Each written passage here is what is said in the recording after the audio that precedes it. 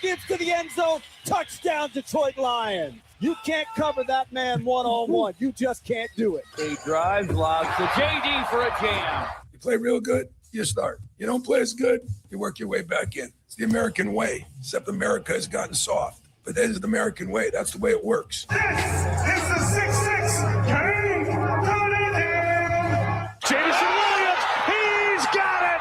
Touchdown, Lions. Now it's Larkin with a burst of speed. He scores! Gives the United States the lead for the first time tonight.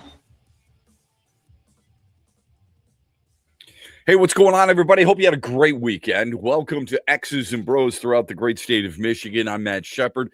Trambalia is with us, and we are fired up on a Monday. Mitch Lyons will join us from Mondays with Mitch at 7:18. As always, 8:18. We want hero and heel from you, the best and the worst of the week. One of them has to be what the NBA was all about. Cade Cunningham, Jalen Duren, JB Bickerstaff, all part of the NBA All-Star winners on Sunday.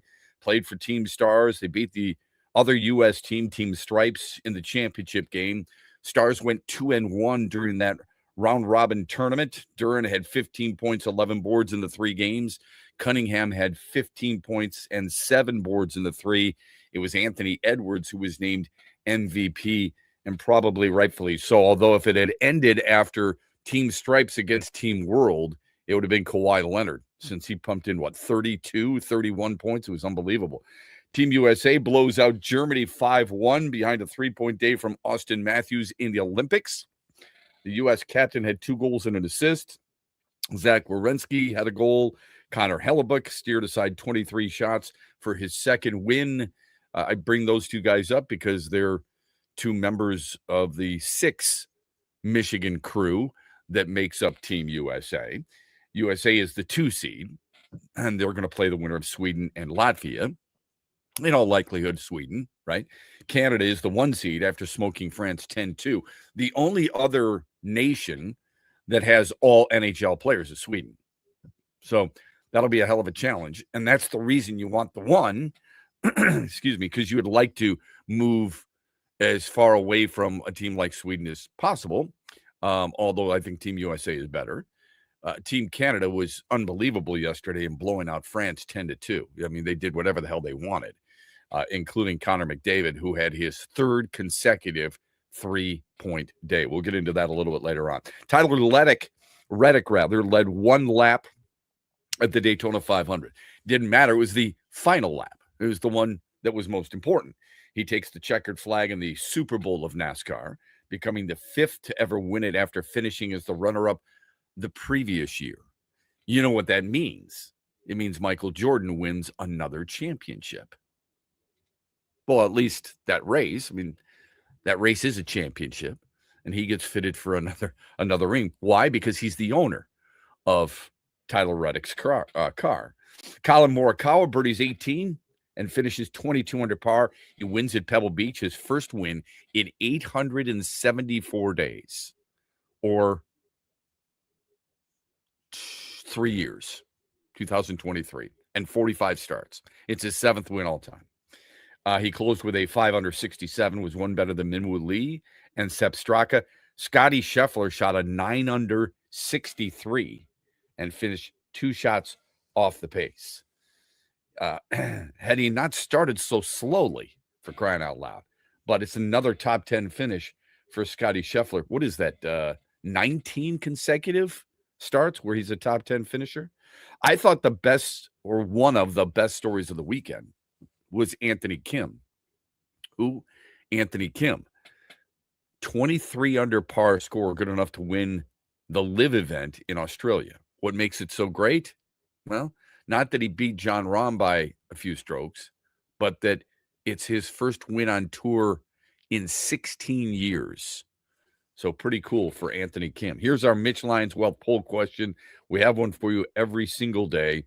What did you think of the NBA All-Star format or game? Either one. You loved it, you liked it, you hated it, or you didn't watch. Again, loved it, liked it, hated it, didn't watch. Vote as often as you want at XB Mornings. I'll retweet it at ShepMatt, and we will give you the results on Tuesday. Speaking of the NBA All-Star game, which I thought was really good. I mean, I really enjoyed it. Trent and I were texting back and forth. It's a winner. Pistons head coach J.B. Bickerstaff, his guys actually played some defense. You had a steal, you had a block, you had a few other things. It was really interesting. Some fouls called. These guys actually tried. It made me watch and go, you know what? These guys actually care. Now, Anthony Edwards said after, when they said, what was the best feeling, beating the Stripes team to win it or beating the World team? And his comeback was beating the World team. And somebody said, why? And he said, because everybody said they were the best in the world.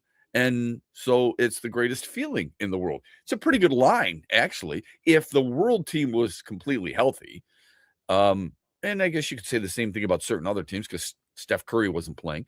But it would be hard-pressed to find a better team, right? I mean, if Giannis Antetokounmpo is playing, that's a big deal, right? So, but anyway, bottom line is the team stars win, and J.B. Bickerstaff's the head coach, and J.B. Bickerstaff got his guys to buy in to a number of different things, and it led to this. Detroit Pistons head coaches have won every all-star event they have participated in. Chuck Daly has won, Doug Collins has won, Flip Saunders has won, and J.B. Bickerstaff has won. They are 4 for 4. The average point differential is about 14 points per game. And each team, by the way, each of those Pistons coaches, when they won their all-star game, multiple Pistons. Pretty cool. Very cool statistic there. Obviously, that includes yesterday, in which Cade Cunningham and Jalen Duren were out there, and both looked the part. Now, the last game, Cunningham 9 minutes, didn't score. So, okay, whatever. But he had 11 points earlier in one of the games. I thought Duren made his presence felt and looked the part. I mean, all-stars, not taking that away from him, right? Very impressive way to go about it. And I really enjoyed the overall format. Now, there was a part of me that was actually hoping that you would have, wondering what it would be like, not hoping, but wondering what it would be like if you had as many world teams as many American teams, or if you combined those American teams and had a larger roster for a world team, if that entire game, what it would look like and what people would really anticipate rather than all those different 12-minute games. If I had to be nitpicky about it, and look, I like this better than some of the other formats, period. Perfect world for me would be just Team USA against Team World. That's what I'd like to see. Now, maybe that's not possible because people feel like it's a bit of a Olympic format. That's okay. I'm okay with that. You could tell they would try a hell of a lot harder than what they have in the past. That's number 2. And I think number 3, though, is that the NBA might be slightly concerned that suddenly you have the world better than America. And that's not what the NBA necessarily wants now, is it? We take your thoughts on it. The Meyer hotline is always open for you. 866-838-4843. That's 866-838-4843. You can text us Sports Radio to 21,000. Next, when we come back, we'll dive into some football. Who made the playoffs this year but won't next? Your thoughts on that on X's and Bros, brought to you by Mitch Lyons Wealth after this. You've worked hard for decades saving in pre-tax retirement plans like 401ks and IRAs, saving on taxes now. But as your retirement now approaches, you're going to get taxed at rates you have no control over. Hi, I'm Mitch Lyons, founder of Mitch Lyons Wealth. Your 401k balance isn't worth what your statement says. You could lose thousands of dollars to taxes, and those distributions can impact other areas of your retirement like Social Security and Medicare. Could a Roth IRA conversion be of help to you? You've probably heard of Roth conversions, but it can be confusing. Should you convert all at once or over time? Where should you pay the taxes from? How do you know for sure? Get our free personalized Roth blueprint analysis today to find out exactly what makes sense for you. Your Roth Blueprint could potentially increase your lifetime wealth by thousands of dollars. So get your free Roth Blueprint today. Text Blueprint to 844-867-8335. That's Blueprint to 844-867-8335. Or go to MitchLionsWealth.com, your best game plan to protect, grow, and win retirement. Grocery shopping at Meijer is a good deal better with family favorites for under $2, like red seedless grapes for $1.88 per pound. General Mills Cinnamon Toast Crunch or Honey Nut Cheerios, just $1.99 each. And select varieties of Meijer pasta are only $1 each. Great family meals at a great value. That's the good life at Meijer. Exclusions apply. See all deals in the Meijer app.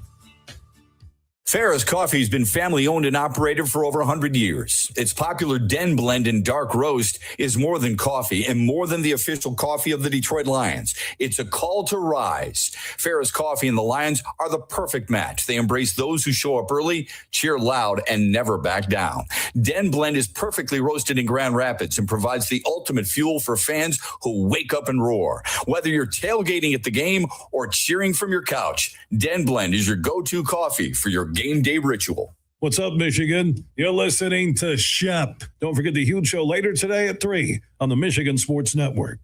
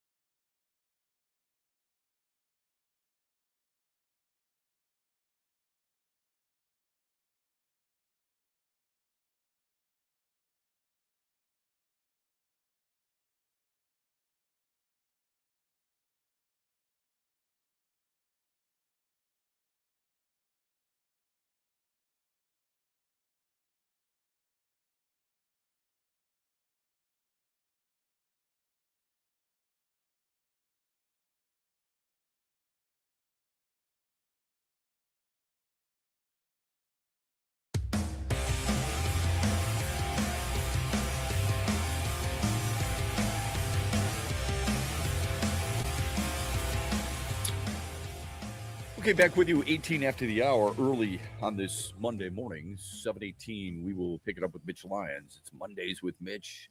At 8:18, we want your hero and heel, the best of the weekend or week, and the worst as well. So you can do that via the text at Sports Radio 21,000 or on the Meyer hotline, 866-838-4843. I know football has been over for a bit now. You and I probably both miss it already. It's good to have the Olympics. It was good to have the NBA All-Star Game. It's good that the Tigers are in spring training. So it kind of deviates our missing of football for something that we currently have. That's great. And I've said this time and time again. I'm sure I'm a lot like you. You wish you could watch football every weekend. It's just not possible. Maybe it makes, by being gone, it makes the heart grow fonder. I hope that's the case. But as we get ready for the April draft, and you still have plenty of other things going on. As a matter of fact, today's the 16th, right? Tomorrow's the 17th. Franchise tag window for the National Football League. The franchise tag window is tomorrow through March 3rd. That's how long you have to place the franchise tag on specific players. Next week will be the NFL Combine. So that gives us a connection to football. This is what I've said about football forever. It really is. It really does probably the best job of any sport of keeping us in touch with the sport, even though the sport is out of season. March 9th through March 11th, the free agency window of legal tampering gets underway. I know. Quite honestly, I had forgotten completely that there was a legal window for tampering. And then March 11th is full bore free agency beginning. There you go. And then, of course, you've got the NFL draft, April 23rd, 24th, and 25th. But I couldn't help but wonder, as you look back and you think about the various football teams that had what would be considered acceptable seasons, those who didn't. And of course, one team had the greatest season, Seattle. Which team made the playoffs this past season in 2025 that will miss the playoffs next season in 2026? Here are some of the teams that come to mind for me right away. And I know exactly what you're going to say. You're going to say, because every year there's about 5 to 6. All right, 5 to 6 teams that made it one year, missed it the next. There's a changeover. You know, we witnessed that this past season. If you think about it, when you look at the the teams that made it the year before, all right, and the teams that made it this year, there was no Chicago, there was no New England, right? There was no Jacksonville. So we see that take place a little bit in the National Football League. Somebody takes the place of something else. I'm not saying it's automatically Chicago over Detroit because they're in the same division. I just find it interesting that, that was one of the situations. Minnesota and Detroit missed it this year after making it the year before. Carolina made it this year. Tampa didn't make it the year before. So anyway, you already, there's 6 teams right there. I don't know how many teams are going to miss it next year after making it this year. But here's a few of the teams that I've got. All right. One of the first ones that comes to mind for me is Pittsburgh. I think Baltimore bounces back. I don't know if they win the division. I'm actually expecting bigger things from Cincinnati.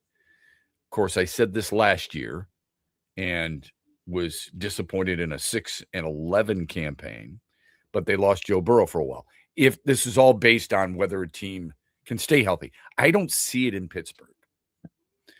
I found it to be a very strange hiring in Mike McCarthy. I thought for sure a guy like Jesse Minter would have been really good there. But anyway, Pittsburgh is one of those teams I don't see making it the following season. Now, again, this is kind of strange and probably premature because we don't know what these teams look like. I say this all the time. But we do know in football that there's a massive change from one year to the next, as indicated by the teams that I had mentioned earlier. So I see Pittsburgh as the team on the outside looking in. All right. I do wonder if New England can do and duplicate what they did this past year. Nobody spent more money in free agency. I don't know how much money they're going to have under the cap, depending on who they get rid of, because there's so many of those important dates that I brought up. They played the easiest schedule in like the last 10 years because they won their division and was the second seed. They're going to play a harder schedule based on this year's closing standings. So we said that about the Lions a year ago. They're going to play a really tough schedule. You and I look back at that schedule now, and we look at how Minnesota is different, and they're really not that good. And we see some of the other teams they played, the Giants, for example, and the AFC North. Do we really think it was one of the more difficult schedules in all of football?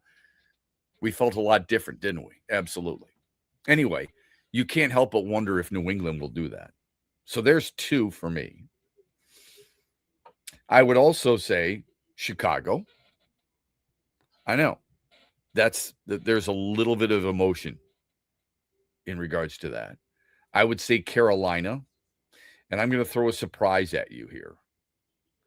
I'm going to say, believe it or not, Philadelphia. I know, it seems odd, 11-6. Nick Sirianni's got this team playing at a very high level in each of the last 3 to 4 years. Shep, who takes the mantle in the NFC East? Here's what you have to look at when you view this whole situation. You got to look at the teams that there may only be the division winner. There might be somebody like the NFC West this year. They had 3 in the same division make the playoffs. So saying that Philadelphia won't win the division is not that big of a stretch. Or saying that they're not going to make the playoffs is not that big of a stretch, because really, in order for them to make it, they've got to win the division. I don't think you've got 3 teams deep in that division, right? You had 3 teams deep in the NFC North a year ago. This past season, it was 3 teams deep in the NFC West. And I don't see the Rams going away. I don't see Seattle going away. And I don't see San Francisco necessarily going away. I think Detroit's going to bounce back. And I think there's a team like Atlanta in the NFC South who might take over that mantle. If you've got 3 teams from the West, at least a couple of teams from the North, 1 team from the South, how many more teams do you really need in the East? All it takes is 1 team to leapfrog them. So if I had to get to the 5 to 6 teams who made it this past season and won't make it next year, those are the teams. I could say Green Bay, that's a possibility, because Philadelphia probably wins by default in the NFC East. We've seen too many times other teams come up and surprise you. Carolina, New England, for example, Denver 2 years ago, and this year Pittsburgh. There's got to be another surprise out there somewhere. Why not take the chance and say something nobody else probably has said? You got your teams. Love to hear from you. The Meyer hotline, 866-838-4843, or text us, Sports Radio 21,000. Teams that can turn it around. We talk about that on the other side. And what's something you and I spoke of before they signed Justin Verlander about the Detroit Tigers. All that coming up just before the 7 o'clock hour here on X's and Bros on a Monday morning, brought to you by Mitch Lyons Wealth. Mitch Lyons here, founder of Mitch Lyons Wealth, where we create your best game plan to protect, grow, and win retirement. I'm here with Tiger legend Kirk Gibson, who we are proud to support and partner with on the newly opened Kirk Gibson Center for Parkinson's Wellness. Thanks, Mitch. We appreciate your support, and we are excited to have recently opened the center in Farmington Hills. It provides exercise therapy and educational programs that are helping the Parkinson's community. just like Mitch Lyons Wealth helps improve the quality for their clients' retirements. This center helps improve the quality of life for people with Parkinson's. And Gibby, the best part of all is that access to the center is available to the Parkinson's community free of charge, right? That's right, absolutely free of charge for people with Parkinson's and their care partners. You hit a couple of the most famous home runs in Major League history, Gibby, but I feel that your greatest hit will be the positive impact the Kirk Gibson Center is making in the fight against Parkinson's. Mitch, since my diagnosis, I get up every day and focus on winning that day. This center encourages others to do the same. Awesome, Gibby. To learn more, go to kirkgibsoncenter.org. Hey, when you travel, you want low fares, you want reliable service, and you want a direct flight. Avelo Air gives you all of that and more. Avelo Air has direct flights to take Tigers fans to spring training in Lakeland. Avelo Air will take you from Grand Rapids to Lakeland directly on Thursdays and Sundays. They will take you directly from Detroit to Lakeland on Wednesdays and Saturdays. You literally land 20 minutes from the ballpark. You don't have to wait in lines. You don't have to worry about any of that other hassle. This is hassle-free travel like you deserve. Go to AveloAir.com and get $20 off a base fare round-trip flight to Lakeland when you book your trip by March 31st. All you have to do is use the code HUGE. That's HUGE on AveloAir.com. Restrictions do apply. See AveloAir.com for details today. Grocery shopping at Meijer is a good deal better with family favorites for under $2, like red seedless grapes for $1.88 per pound. General Mills Cinnamon Toast Crunch or Honey Nut Cheerios, just $1.99 each. And select varieties of Meijer pasta are only $1 each. Great family meals at a great value. That's the good life at Meijer. Exclusions apply. See all deals in the Meijer app.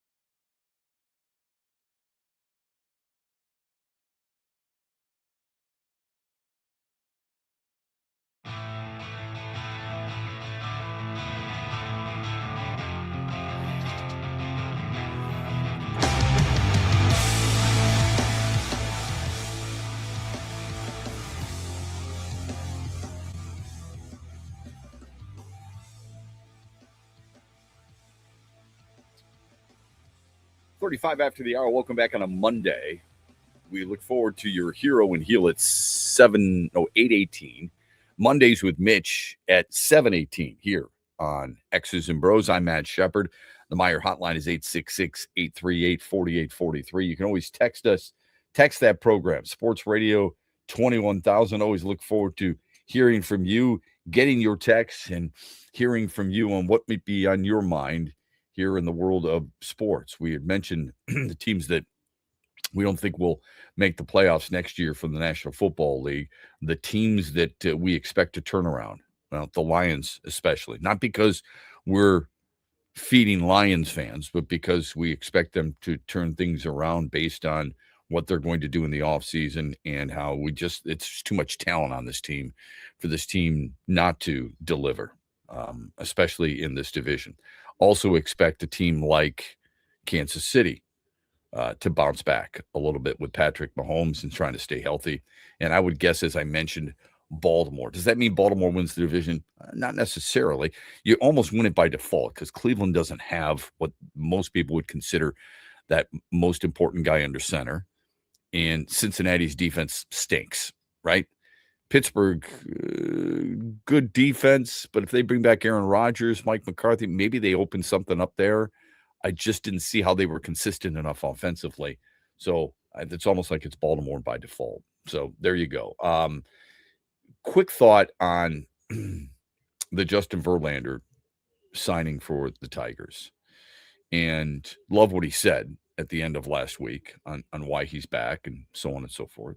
And we had talked about this before he signed. We thought this team, we were collectively disappointed that Scott Harris hadn't made enough moves. He makes the move for Framber Valdez, and it's 2 thumbs up. I was talking with somebody just the other day, last night actually, and somebody said to me, "What do you think of the Justin Verlander move?" And I said, "Really like it. I think it's brilliant. I do. To get him to defer 11 of the $13 million in 2030 is a brilliant move on the part of Scott Harris. I don't know how much he had to do with it. Okay. Maybe Justin Verlander's camp said, this is a way that we can work with you and we can help you out in this regard. And if that's the case, good for them. But we don't know how that went down. We'll give Scott Harris benefit of the doubt and give him a ton of credit. But this person turned to me and said, "I'm not so sure about the other guy." And I went, wait a minute. You're sure about the Verlander aspect of it, but you're not so sure about the quote unquote other guy.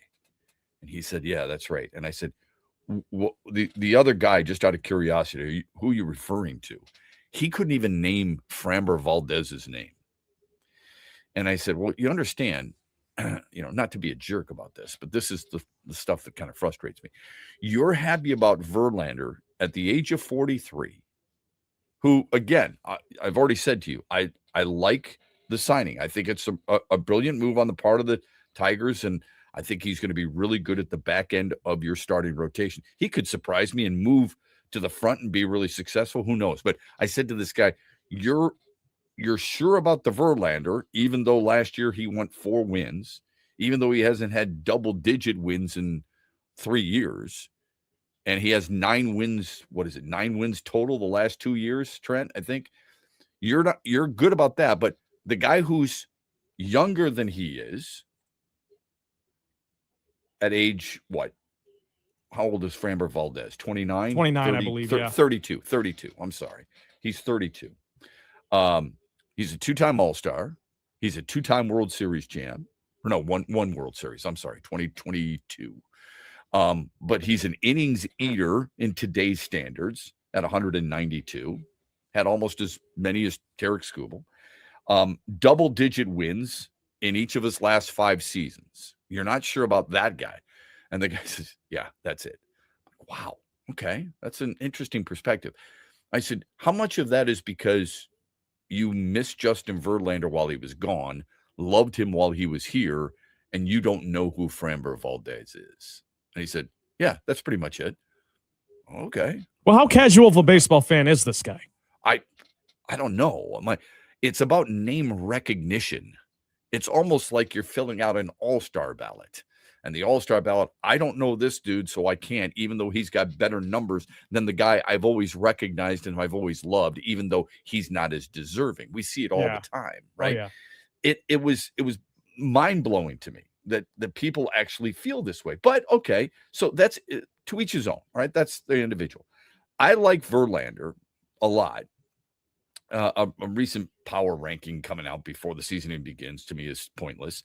But here's what they wrote about Justin Verlander. They said the Tigers are extremely well positioned. This is ESPN.com. And they ranked the Tigers 9th. Now, that might surprise some people. And there's probably some bias there on the part of a national publication. They've got the Dodgers 1, and that makes a ton of sense. They've got the Braves 2, which is interesting. They've got the Mets 3, Seattle 4, Philadelphia 5, Yankees 6, Cubs 7, Blue Jays 8, Tigers 9. So the Tigers would be 4th in the American League. I'm not sure about that Yankees pick. But anyway, Tigers are extremely well positioned. They have a fully stacked rotation if healthy, and a new closer in future Hall of Famer Kenley Jansen. I don't think Kenley Jansen is going to be this team's closer, which is a term that A.J. Hinch doesn't use. He has options. He's going to be one of those guys at the back end of the rotation. Will Vest has earned that opportunity. I think he's pitching for Team USA in the World Baseball Classic. And Kyle Finnegan has earned that opportunity, as well as Kenley Jansen. Just because Kenley Jansen has, X amount of saves and is, among the all-time leaders on, doesn't mean that his stuff still works in certain situations. That's not how A.J. Hinch manages, and he's not going to start doing it now, especially with the guy on a 1-year, $11 million contract. The article continues. They have a feel-good reunion on tap with Justin Verlander's return. They have outstanding young hitters still getting better, led by Riley Green. More on that coming up. It's all good stuff, but it just feels like they were one piece away from the complete puzzle. Now, I said, as they signed Justin Verlander, I said, look, I like it more than like it. I love it. I think it's a low-risk, high-reward situation. The only thing I'm nitpicking about here is what? I said the right-handed power bat, right? So this is the same thing this national publication has said about Detroit. But what I also said was this sets you up that right around the trade deadline, if your team's as good as we think it's going to be, and it's the best team on paper in the division, it's one of the best teams on paper in the league, and you could argue one of the best teams on paper in all of baseball. I don't think they're the best, but I think they're on pace to possibly do something like that if they make a move. And what I said was if they stay competitive, and we all expect them to, right around the trade deadline, that would force management to say, we've gone all in with Valdez. We've got maybe, that's a key word, Skubal for this last season. We've got Verlander pitching well at the back end of the rotation. We've got some young guys coming up, but they're not going to make the impact down the stretch, or we shouldn't expect them to make the impact down the stretch that a veteran right-handed stick would. Let's give up some assets within the organization that may not be destined for stardom, but give us the opportunity to acquire that last missing piece. And the ESPN article agrees. They continue. The Tigers have good reasons to expect additional sizzle from in-house prospect graduations in the form of Kevin McGonigal very soon and Max Clark later on. But a team looking to complete its championship resume needs a veteran leader producer in the mix. Verlander and Jansen offer that on the pitching side or staff, but what about the hitters? And then they write, Alex Bregman would have been perfect. Eugenio Suarez would have fit as well. Now, you know how I feel about the Bregman situation. I like him a lot. Would not have signed him to what the Cubs did. I think at some point you have to be financially responsible.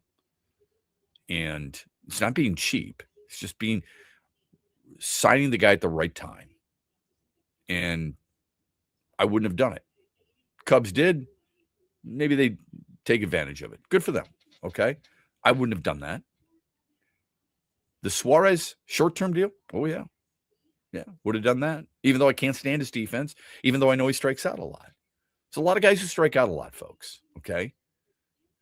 If you asked somebody, would you want Kyle Schwarber in your lineup? What do you think most people would say? Baseball fans, what do you think most people would say? Absolutely, they would. Dude hit 56 bombs a year ago. I'm not going to sit here and try to convince you that he's headed to Canton, okay? But here's what you get from a guy like Kyle Schwarber. You're going to get, on average now, 43 homers a year, 100 RBIs a year. And unfortunately, you're going to get a ton of strikeouts per season. Like, his average is 192. So that to me is way too many. It would be way too many for you. But there are people who are Tigers fans who have literally in the offseason said, I want a guy like Kyle Schwarber. And I said, okay. 200 strikeouts, 215 strikeouts, 197 and 197. But he also has those massive home run numbers, 46, 47, 38, and 56. And the 56 led the league. The 132 RBIs led the league. You have to take, because there are no perfect players and because they value the homer more than they value the strikeout, then you have to understand why teams are willing to do this with these types of players. There are certain types of players who are like that. Suarez is like that. Schwarber is like that. Green isn't like that yet. I suppose, and this goes back to a conversation I had with John Vanderwall not too long ago. How many at-bats? And Kyle Schwarber played every single game last year, by the way. But he had 600 at-bats, 760-plus plate appearances, 56 homers for that many at-bats. You would absolutely take, right? Riley Green hits 36 homers in 100 less plate appearances, but the same amount of at-bats. Then maybe it's a little tougher to swallow. He led the American League in strikeouts. He had 4 more strikeouts than Kyle Schwarber. But then people go, yeah, but Schwarber had 20 more or 18 more home runs. Yeah, he's also a much more advanced hitter than Riley Green at the age of 24 last year. He'll be 25 this year. So anyway, bottom line is they brought up a name that we also brought up. And then they write this: the Tigers are going to be a key part of the AL Central race anyway. But looking ahead to another October run, look for this to be an area of focus as the in-season trade markets take shape. In a tightly packed top tier in the American League, the Tigers can't take a passive approach to the opportunity right in front of them. In other words, this is the time to strike. The opportunity is there. You're not going to get competition in the division. If everybody's healthy, you're going to see Toronto and the Yankees in the East, and you're going to see the Mariners. I would expect the Rangers on a bit of a bounce back, maybe not enough, but expect the Rangers in the West, maybe teams in the East. I mean, Baltimore spent a lot of money in the offseason. The Red Sox feel like they've got a good balance, even though they're going to miss Bregman, but they feel like they've got a good balance. And there's teams out there that feel just as good about their team as Detroit feels about theirs, even though Detroit, I would argue, has one of the best starting rotations in all of baseball. There are other teams that are in that mix. The Dodgers, of course, are in the mix. The Red Sox could be in the mix. Toronto's in the mix. Seattle's in the mix. Okay. Anyway, all the things that we were talking about last week when that big news hit, the national media also, at least this website, believes in. That because Detroit has positioned themselves this way, that we shouldn't be discouraged with, well, they haven't picked up a bat. What we should be more encouraged with is the fact that this team's going to be around during a part of the season in which they'll look at it and say, now's the time for the ring is there for the taking. We're going to go grab it. And because two of our best prospects have graduated to the major leagues, and by mid to late July, we would expect them to do just that. We're going to go get a guy who's going to help push us over the top, going to separate us from everybody else in the American League. On top of that, we also know that other teams are going to do that too. Seattle did it a year ago. They're going to do it again this year if they're in that mix. They've proven that. They've done that. The Yankees felt like they did a little bit of that a year ago. They'll do it again this year. That's what these teams do, and that's what Detroit has to get to. And my guess is Detroit will do that. Other national websites feel like the same thing. Now, this is if they stay healthy. All it takes is one injury to Tarek Skubal or Framber Valdez for us to go, that takes the wind out of the sails. Now it's going to get interesting. Phone number on the Meijer hotline, 866-838-4843. Text us, Sports Radio, 21,000. When we come back, would you give up this equivalent to get this star? We'll talk about that Mondays with Mitch at 7:18. We've got Hero and Heel coming up at 8:18. We want your best and the worst of the week that was on X's and Bros. Brought to you this hour by our friend Mitch Lyons and Mitch Lyons Wealth. You've worked hard for decades saving in pre-tax retirement plans like 401ks and IRAs, saving on taxes now. But as your retirement now approaches, you're going to get taxed at rates you have no control over. Hi, I'm Mitch Lyons, founder of Mitch Lyons Wealth. Your 401k balance isn't worth what your statement says. You could lose thousands of dollars to taxes, and those distributions can impact other areas of your retirement like Social Security and Medicare. Could a Roth IRA conversion be of help to you? You've probably heard of Roth conversions, but it can be confusing. Should you convert all at once or over time? Where should you pay the taxes from? How do you know for sure? Get our free personalized Roth Blueprint analysis today to find out exactly what makes sense for you. Your Roth Blueprint could potentially increase your lifetime wealth by thousands of dollars. So get your free Roth Blueprint today. Text Blueprint to 844-867-8335. That's Blueprint to 844-867-8335. Or go to MitchLyonsWealth.com, your best game plan to protect, grow, and win retirement. Grocery shopping at Meijer is a good deal better with family favorites for under $2, like red seedless grapes for $1.88 per pound. General Mills Cinnamon Toast Crunch or Honey Nut Cheerios, just $1.99 each. And select varieties of Meijer pasta are only $1 each. Great family meals at a great value. That's the good life at Meijer. Exclusions apply. See all deals in the Meijer app.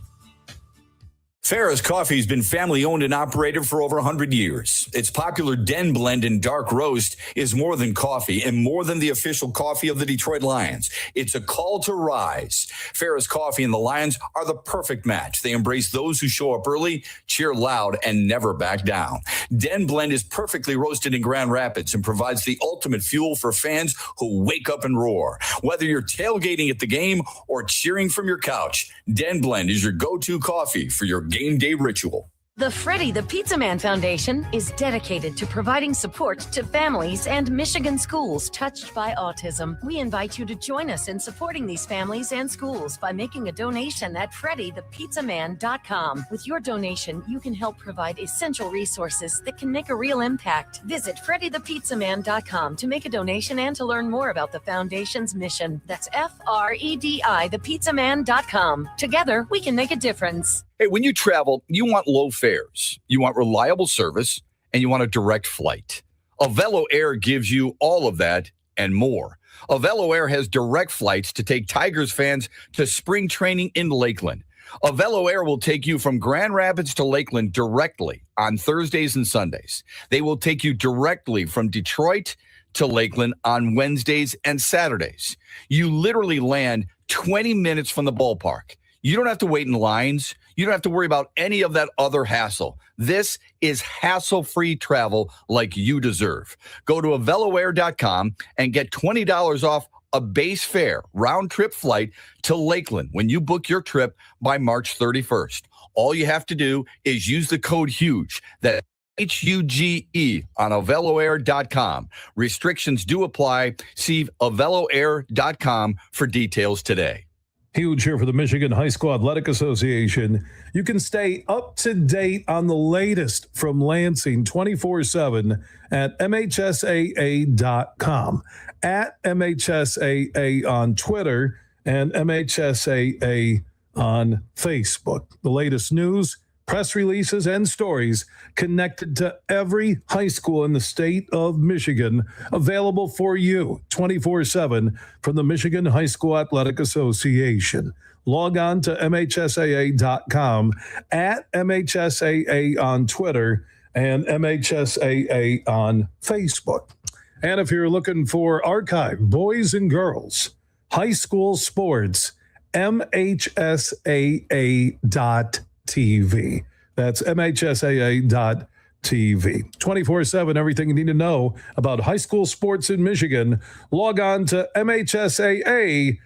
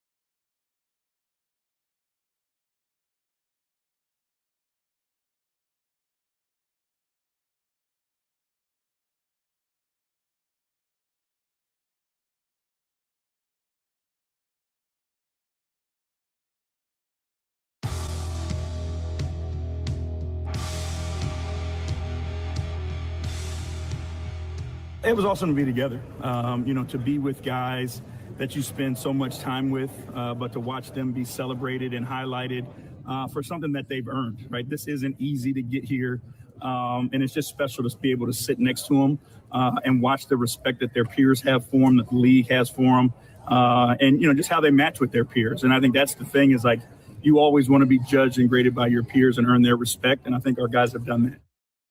JB Bickerstaff, after his team was a winner last night to win the 75th All-Star game. They do it as Team Stars, beats Team Stripes in the finals. I know that the names are great, but it doesn't tell you who they are.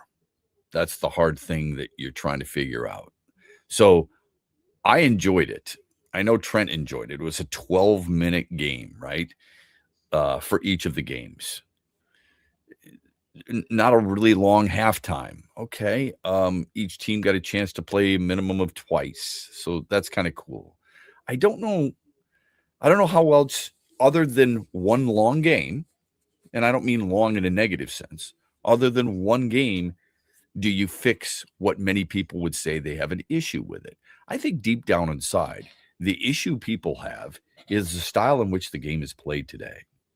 Mm-hmm. And our friend Bill Simonson is on all these networks every Monday through Friday from 3 until 6. So I would encourage you to check out the Huge Show on a regular basis. And he tweeted out a huge opinion last night. And he said, look, if it wasn't for the Pistons' great season, there are few reasons for me to watch the NBA. He didn't say he wouldn't watch. He says there's few reasons. He says the All-Star weekend is the worst I've ever seen. What's wrong?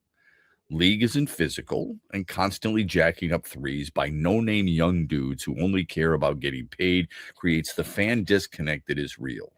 Spin it any way you want about the phase being generalized, but bad basketball is bad basketball.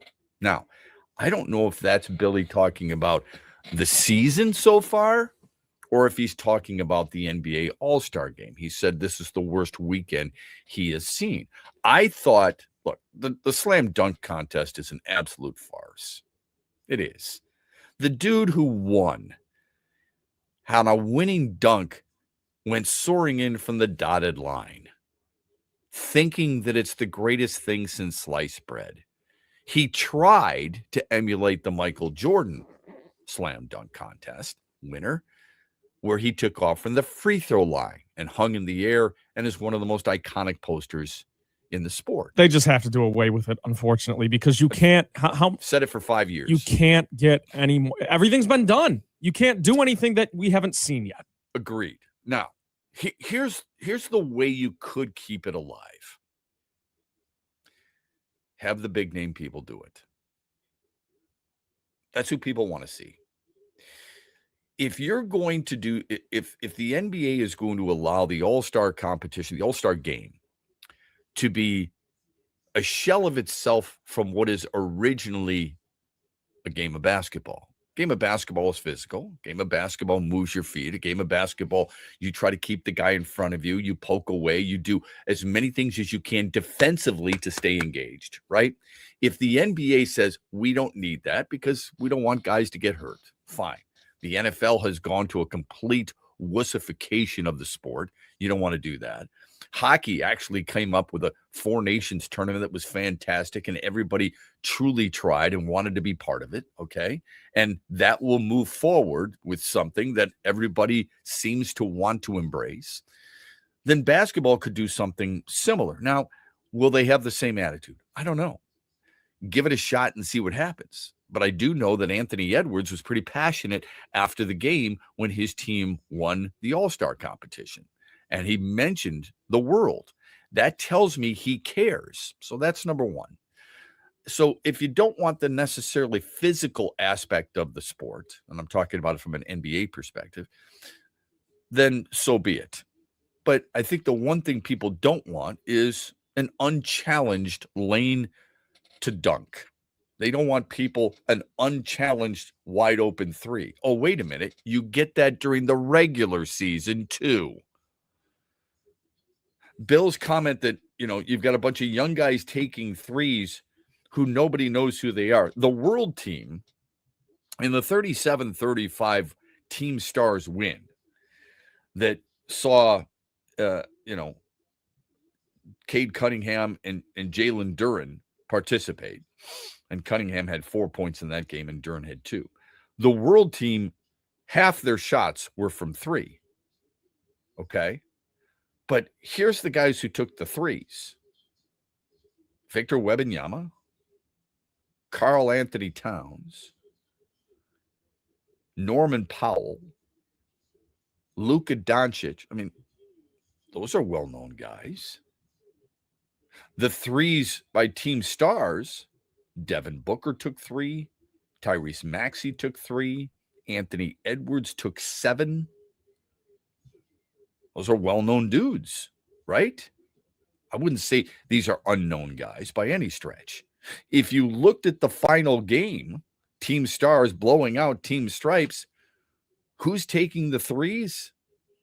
And almost half. Look, when you play a 12-minute game and you know you're going to need points to come from behind, Team Stripes in this case, they had to take threes. 19 of their 31 shots were from deep.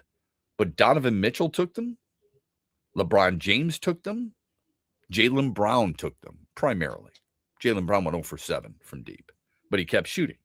Those are well-known names. For the winners in that game, it was Tyrese Maxey with 5. It was Anthony Edwards with 4. It was Jalen Johnson with 2, many of whom the Pistons fans wanted at the trade deadline. Those aren't no-name guys. I mean, unless you're talking about the three-point competition, unless you're talking about the slam dunk competition. And if that's the case, then do away with those. Now, that's easy for me to say, to do away with it. The NBA has a weekend. It's not one game. It's a weekend. Just like Major League Baseball has a weekend. Just like the NHL All-Star Game used to have a weekend. Skills competition, hardest shot, fastest skater. I think those are all really good skills, right? It's the same thing in baseball. They have the home run derby.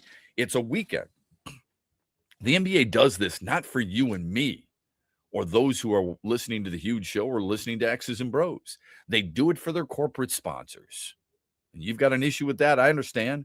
But those same corporate sponsors were sitting in the seats at Comerica Park when you were watching Pudge Rodriguez participate in the home run derby contest. Now, could basketball think of something other than the slam dunk? It's going to be pretty hard. You've got the three-point competition. You've got a skills competition. What else could take its place? Because you're going to need something. And I don't like the slam dunk competition. I didn't watch it. I saw a few highlights. Big deal. Nothing moves me when it comes to that. There's no more Blake Griffin jumping over a Kia car. Everybody loved it. They forgot that he was a spokesman for Kia and probably gave a hell of a deal. Got a hell of a deal on a bunch of stuff like that. You don't have the big names like Dominique Wilkins squaring off against Michael Jordan back in the day. You don't have Vince Carter. You don't have some of the greatest dunkers of all time. You don't have David Thompson. You don't have guys like that. Or if you do, nobody wants to do it. And the NBA can't make these guys do it. And if they try to financially incentivize that even more for those big guys, you and I bitch and moan and say, how much is enough, right? Now, I'm doing my best to defend the NBA here. So what is it you and I would like to see happen out of the dunk contest? If it were nothing else, it would be the big names participating, but you can't make them do it. That's the hard part about what they're in right now. It's a weekend, not a game. This whole, let's have, a bunch of, what do you want to call them? Entertainers playing a game. I mean, does that make you tune in? I've got to watch. I couldn't even name one person who was in it. But in the past, it used to be guys like Justin Bieber and people who sang and all this. What do I care? What do I want to watch them play basketball for? Amon-Ra St. Brown was in it. Amon-Ra St. Brown was in it, yeah. Now, if I'm the Lions, I'd be pissed. I'd be really pissed. I don't want my best offensive weapon participating in a basketball game when he could get hurt. I have no desire to see that. But that's a good one, Trent. Yeah, so he was in it. Do you get other people from other sports to participate in it? They get these influencers. That doesn't move me. I don't know if it's something that you planned on or you DVR'd or what. But those are the things that I think the NBA is up against right now the game can be better, and I thought the format was better. The question is about all the other events that take place around the All-Star game. We'll get Mitch Lyons' thoughts on it because we got Mondays with Mitch coming up here on X's and Bros. We're brought to you this hour by Meijer. Mitch Lyons here, founder of Mitch Lyons Wealth, where we create your best game plan to protect, grow, and win retirement. I'm here with Tiger legend Kirk Gibson, who we are proud to support and partner with on the newly opened Kirk Gibson Center for Parkinson's Wellness. Thanks, Mitch. We appreciate your support, and we are excited to have recently opened the center in Farmington Hills. It provides exercise therapy and educational programs that are helping the Parkinson's community. Just like Mitch Lyons Wealth helps improve the quality for their clients' retirements, this center helps improve the quality of life for people with Parkinson's. And Gibby, the best part of all is that access to the center is available to the Parkinson's community free of charge, right? That's right, absolutely free of charge for people with Parkinson's and their care partners. You hit a couple of the most famous home runs in Major League history, Gibby, but I feel that your greatest hit will be the positive impact the Kirk Gibson Center is making in the fight against Parkinson's. Mitch, since my diagnosis, I get up every day and focus on winning that day. This center encourages others to do the same. Awesome, Gibby. To learn more, go to kirkgibsoncenter.org. Grocery shopping at Meijer is a good deal better with family favorites for under $2, like red seedless grapes for $1.88 per pound. General Mills Cinnamon Toast Crunch or Honey Nut Cheerios, just $1.99 each. And select varieties of Meijer pasta are only $1 each. Great family meals at a great value. That's the good life at Meijer. Exclusions apply. See all deals in the Meijer app. Thanks for tuning in to X's and Bros with Matt Shepard, only on the Michigan Sports Network.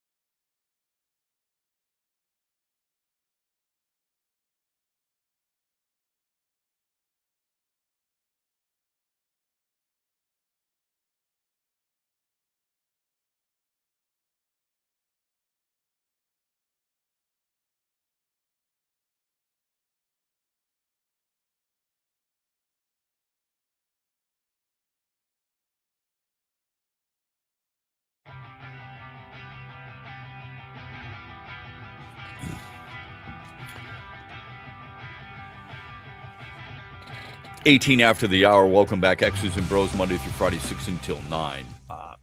Trent's too young for the Michael Jordan era, for the most part. A guy I did not like at all, and probably still don't. I have eased up a little bit. It's hard for me to ever forget what was done to Isaiah Thomas and the Dream Team. And it's not like he was a choir boy. It's not like he was this great guy who treated me so well and we still keep in touch. It has nothing to do with any of that, okay? Quite honestly, when I covered him, I didn't think he was a great guy at all, all right? But he was a Piston, and he was ours, and whether somebody is someone I like or not, when they accomplish what he's accomplished, I felt he was wronged. Michael Jordan was the owner of the Daytona 500 champion car, in which on the very last lap, Tyler Reddick took the checkered flag. Jordan's jubilance afterwards and what he said and his humility and so on and so forth and his talk of teamwork really makes you go, I really like what he had to say. Doesn't mean I always like him, but he has slightly changed my mind over the years. I have never changed my mind about Mitch Lyons.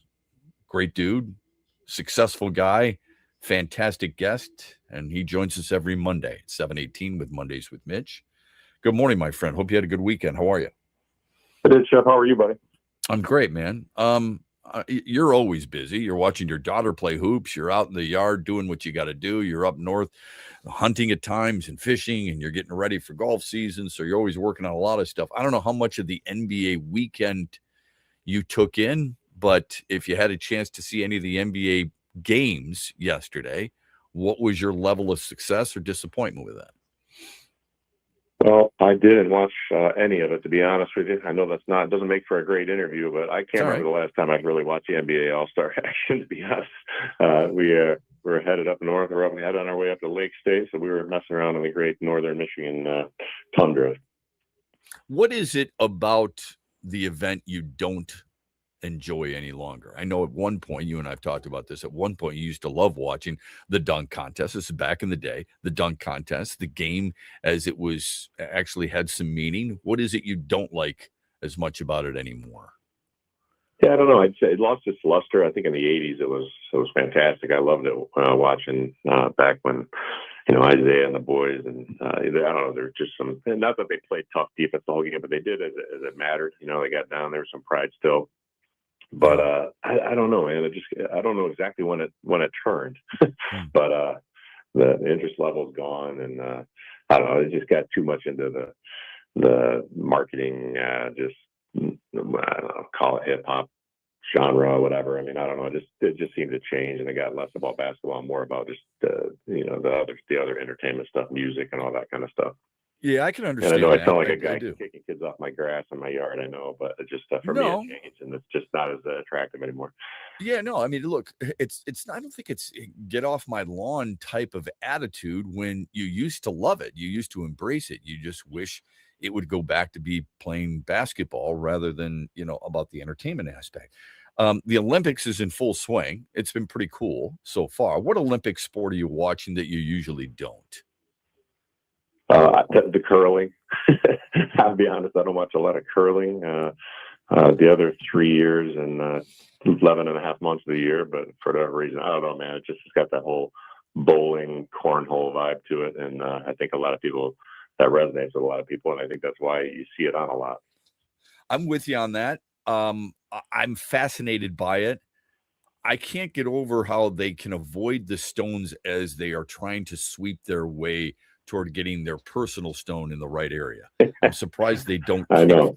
Yeah, that's something definitely I would forget. For a massive ice fall. I'm with you on that.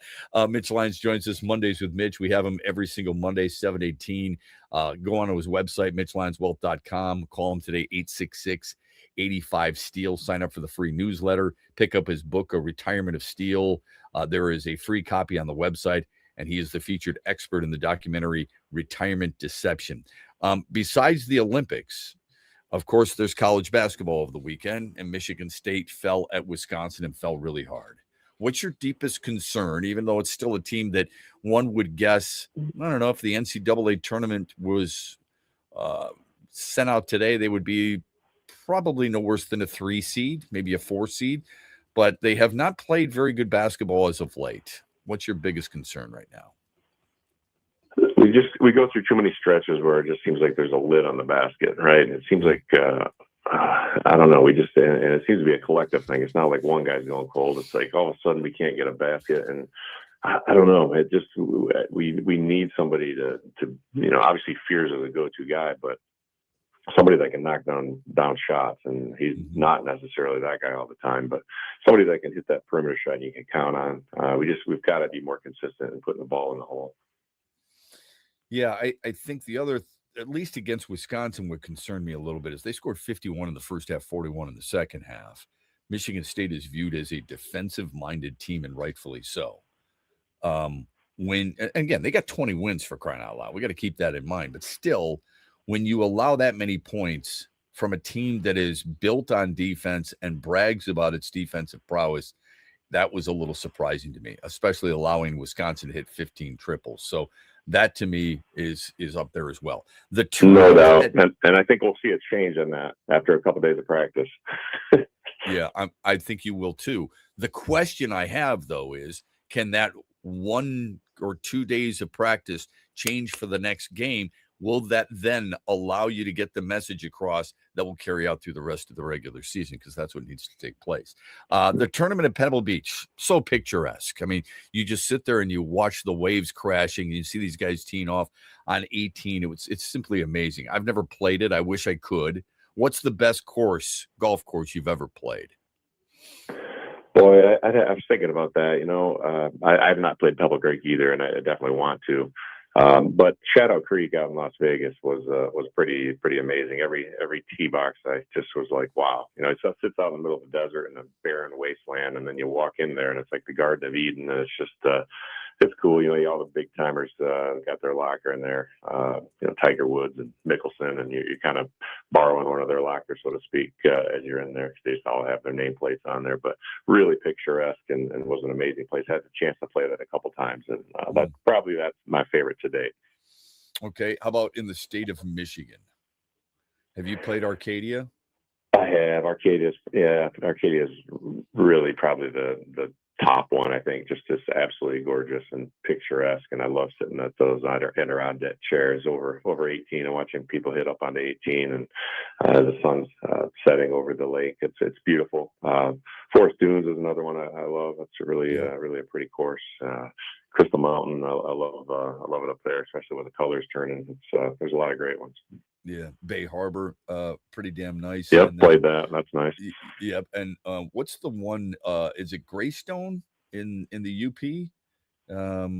I've not played that one. Okay, I played the Steve Mariucci golf outing there, and it was breathtaking. It was absolutely beautiful. All right, last thing for you before we let you get out of here. Do you like the Tigers' alternate uniforms, the orange that you've seen, and in one case it's black with lettering outlined in orange? I don't mind them. I mean, I think I've seen worse. Let's put it that way. I think they still have class. They still got the old English D and all that. So, I mean, I'm a traditional guy. I love the old ones that we grew up with watching in the 70s, 80s, and obviously the white and even the old away unis in the 80s. I like those, but I think they're pretty sharp. I think they're pretty tight, as people might say. All right, surprises me a little bit. I would have guessed you would have been with me and totally against it. I'm a traditionalist too. I've said this about your alma mater on a regular basis. Stop messing with the helmet. Just keep it the green and white helmet. It's one of the sharpest helmets in all of college football history. Why mess with it? You don't mess with success, and I wouldn't do that with the Tigers either, but I respect the opinion and always respect having you on. Thanks, my friend. Have a great week. Hope to talk to you soon. All right, buddy. Looking forward to baseball. Let's go. See you. Yep. Mitch Lyons Wealth, and MitchLyonsWealth.com joining us here on X's and Bros. We're brought to you this hour by Meyer. Mitch Lyons here, founder of Mitch Lyons Wealth, where we create your best game plan to protect, grow, and win retirement. I'm here with Tiger legend Kirk Gibson, who we are proud to support and partner with on the newly opened Kirk Gibson Center for Parkinson's Wellness. Thanks, Mitch. We appreciate your support, and we are excited to have recently opened the center in Farmington Hills. It provides exercise therapy and educational programs that are helping the Parkinson's community, just like Mitch Lyons Wealth helps improve the quality for their clients' retirements. This center helps improve the quality of life for people with Parkinson's. And Gibby, the best part of all is that access to the center is available to the Parkinson's community free of charge, right? That's right, absolutely free of charge for people with Parkinson's and their care partners. You hit a couple of the most famous home runs in Major League history, Gibby, but I feel that your greatest hit will be the positive impact the Kirk Gibson Center is making in the fight against Parkinson's. Mitch, since my diagnosis, I get up every day and focus on winning that day. This center encourages others to do the same. Awesome, Gibby. To learn more, go to kirkgibsoncenter.org. Avello Airlines knows you love the Tigers because they love them too. It's why they have direct flights to Lakeland, Florida out of both Grand Rapids and Detroit. Thursdays and Sundays are nonstop out of GR, and Wednesdays and Saturdays are nonstop out of Detroit. So wherever you are in Michigan, you can get down to spring training to watch your Tigers. With everyday low fares, reliable service, you do not want to fly any other way. Head to AvelloAir.com to book your trip now. That's AVELO air.com and use code HUGE for $20 off a round trip base fare if you book before March 31st. Restrictions do apply. The Freddie the Pizza Man Foundation is dedicated to providing support to families and Michigan schools touched by autism. We invite you to join us in supporting these families and schools by making a donation at freddythepizzaman.com. With your donation, you can help provide essential resources that can make a real impact. Visit freddythepizzaman.com to make a donation and to learn more about the foundation's mission. That's FREDI thepizzaman.com. Together, we can make a difference.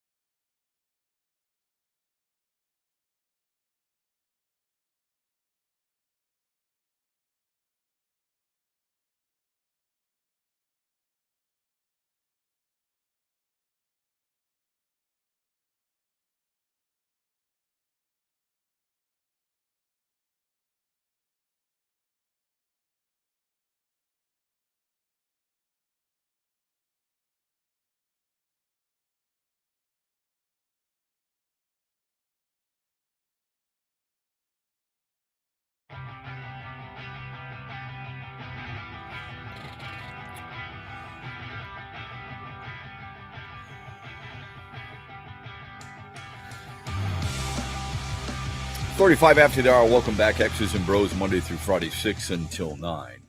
Throughout the great state of Michigan, NBA All-Star Game, perhaps a big story because of its success more than anything else. I know there's probably a lot of people who said, I'm boycotting this stuff. I'm tired of this various degrees of how they form the competition and this, that, and the other thing. That's fine. Nothing wrong with checking it out, and if you don't like it, then turning it off. But whatever. I mean, you got busy lives. I don't expect everyone to jump on board. Leading up to it, though, is, I think, one of the more enjoyable things where you get some honest opinions. You get some out-of-town writers who don't necessarily cover a specific team, asking players from that team about some observations. Somebody asked Cade Cunningham, who's the team to beat in the East?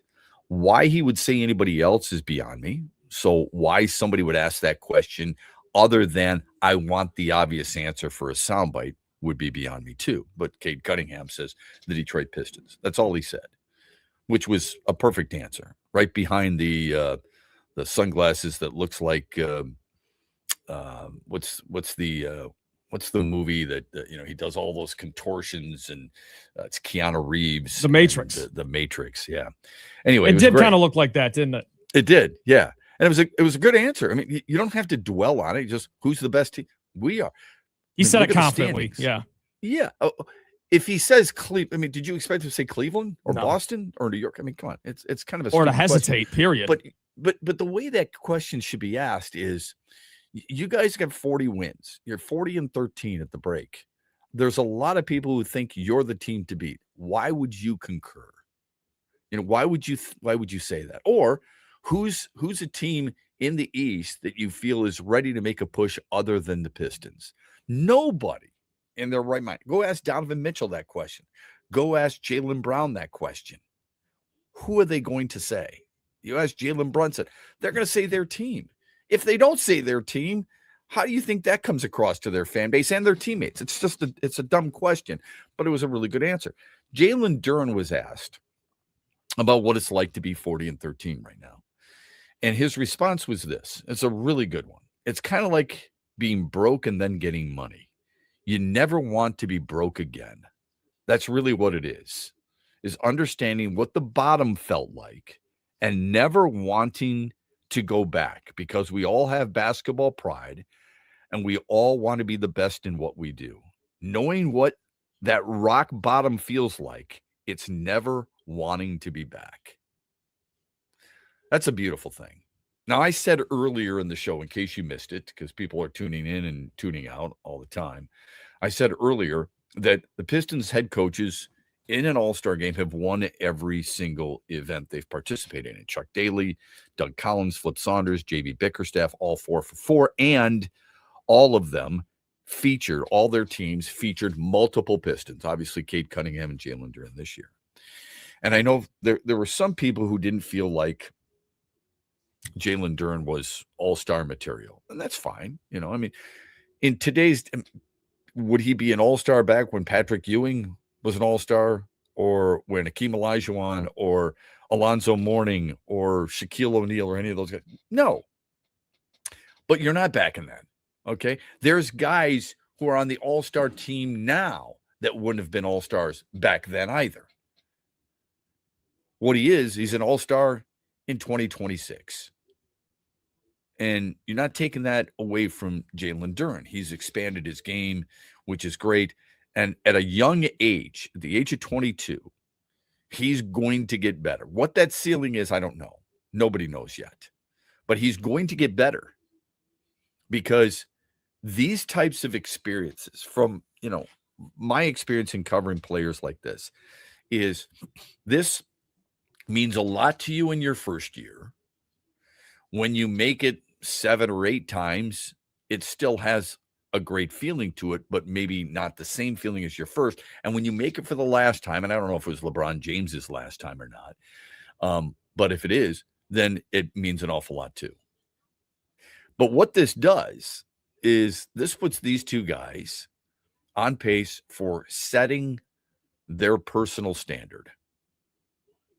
At minimum, Cade Cunningham expects to be an all-star every single year.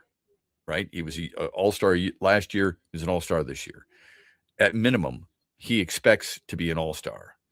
As you're winning and more players start to recognize you for that winning, for that culture, for the ability to help teams be successful, it changes the mindset and raises the expectation, thus filtering that out, I think, through all the other players who are on your team. That's how cool it truly is. And I love that about the experience that they had. So I would disagree with those who think it wasn't worth it. I mean, I would guess if you missed it, if you said, you know what, it's been trash in the past, I'm not going to watch it anymore. Okay, that's fine. But now you missed out on something, and you could probably go back and kind of wish you had. That's why last night I was texting people that I know would at least give it a shot. Like, I was texting my friends that I knew probably weren't watching, but might flip it on, because I wanted them to see, yes, we've kind of gone numb to how bad it's been over the last 10 years or so, right? Yeah, maybe and it more. has been bad. It has been and bad. it's been awful. Right. But this year, specifically last night, the bar was very low, but they were clearing it with ease, in my opinion. There was some real defense being played, some real shots being made and created. I thought it was a pretty solid step in the right direction. And I think that's all you can ask for right now. I do too. But as we said in the first hour, you know, everybody always looks to make a certain event better. And I get that. Sometimes you go too far, though. And I would love to be on a fly on the wall in the NBA offices trying to figure out or trying to discuss why something needs to change when it's still pretty good. Yeah, if it ain't broke, don't fix it kind of thing. Well, it's a situation where you're looking at the All-Star game and you realize there's only so much you can do, right? People vote for their favorite players to get in there. Sometimes they want to be part of it, and sometimes they don't. The ancillary events of the slam dunk and the three-point competition and everything else, maybe some guys don't want to do it. I think that's a little ridiculous. Would a guy go in if they weren't an all-star and just participate in the three-point contest? Would a guy come in and just participate in the slam dunk contest? We've seen that, okay? That's pretty obvious. Did they have the rookies game, by the way?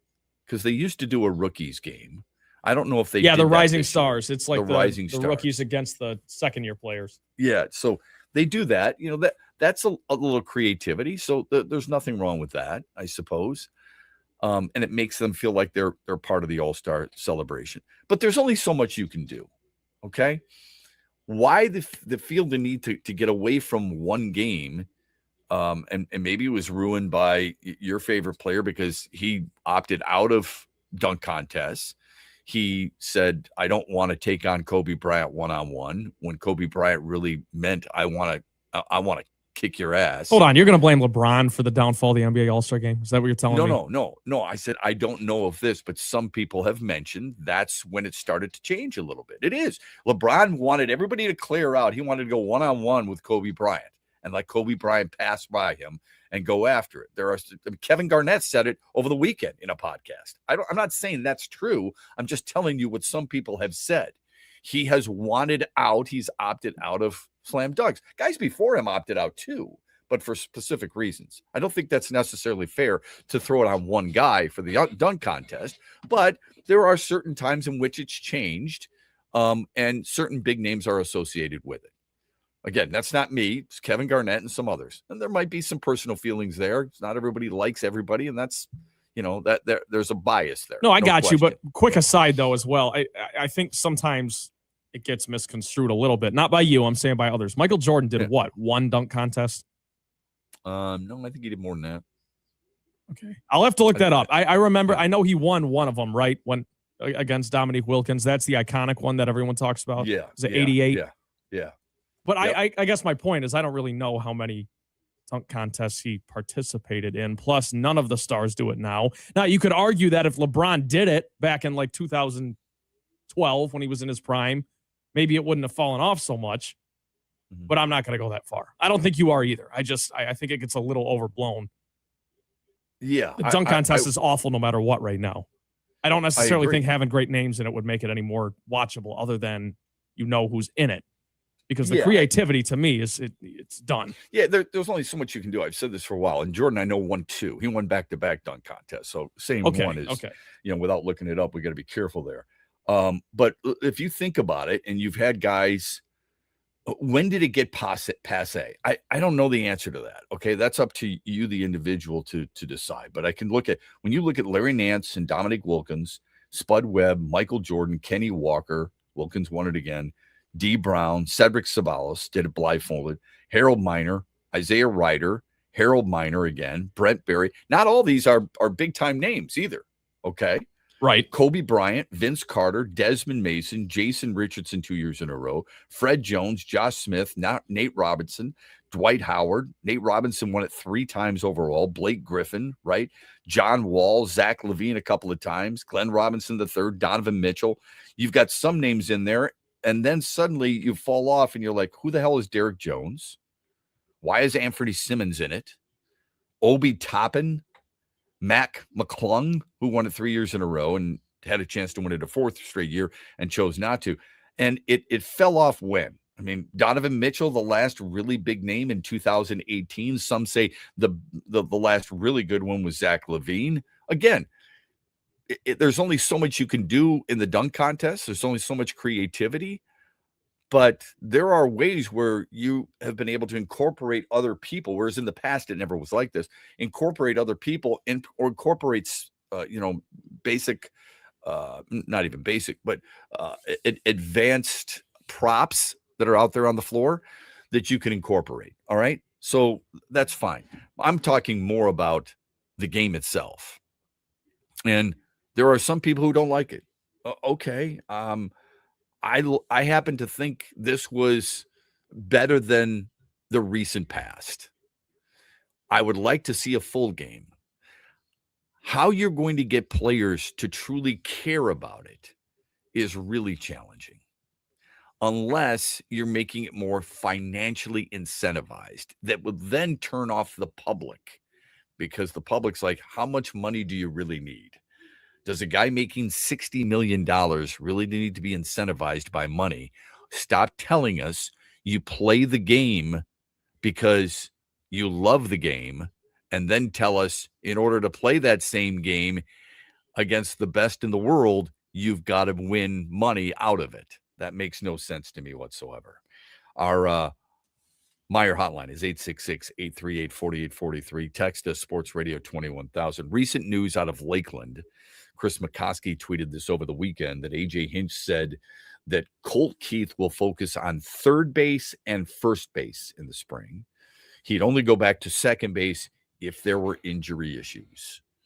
In other words, for second base, you have Gleyber Torres, and you have probably a guy like Zach McKinstry, I would guess, until Kevin McGonigal gets called up, which is fine. Okay, even though that's where Colt Keith started. Now, I don't know what it was, the footwork, the arm strength, the pivot, the range, or whatever. Third base, the hot corner, third base is something that he hasn't played a ton of. They shifted him to first base last year, if you recall, going into spring training, because they didn't think Spencer Torkelson was going to have the type of year that he had, another 31 home run campaign. And I feel like if there's anybody who doesn't have a home on this team, it's Colt Keith. I feel like everybody has, and A.J. Hinch is really good about this. He's really good about defining roles for players and letting them know. Very upfront, very honest with them.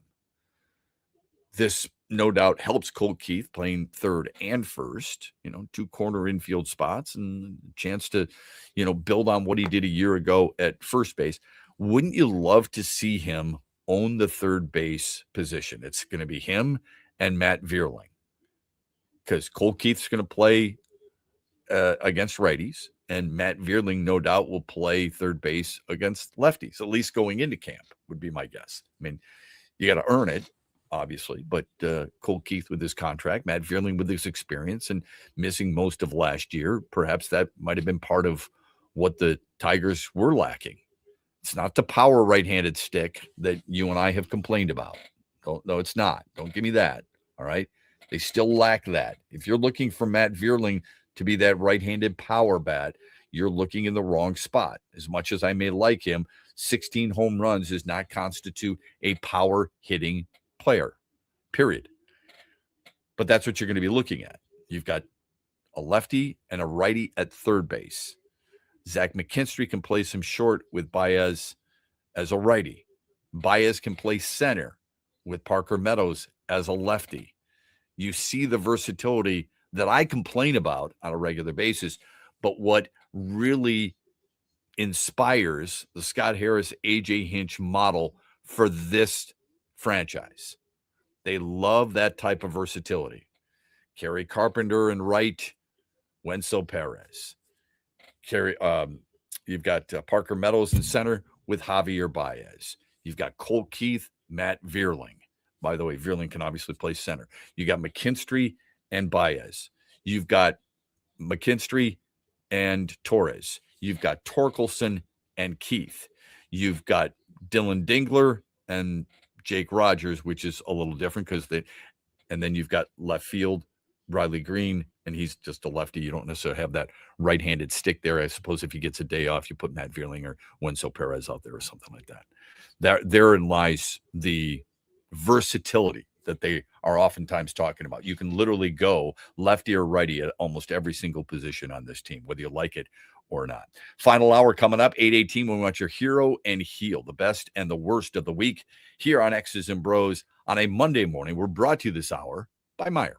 In the Den with Dan Dickerson. Lake Michigan Credit Union is proud to be the presenting sponsor of your Detroit Tigers 2026 spring training. Get out to the ballpark this year and enjoy some family-friendly fun. LMCU. You'll love banking there. Baseball fans get excited every spring for the words Pitchers and Catchers Report. It means the start of new baseball season is here and spring just might be on its way. But for Tigers fans, Pitchers and Catchers Report took on a whole new level of excitement this year with the late signings, both stunning in their own way, of Framber Valdez and Justin Verlander. Both are incredibly valuable additions. Valdez is durable and consistent. He's averaged 30 starts a year and just over 6 innings to start with a 3.20 ERA for the last 4 years. He's got one of the best sinkers in the game. He's a ground ball machine. Verlander finished strong last year at 2.60 ERA in his final 13 starts, averaging a strikeout an inning. He's 43, but he's built for this, and he trains for this. He's a future Hall of Famer, and his presence alone is going to have a big impact on the staff.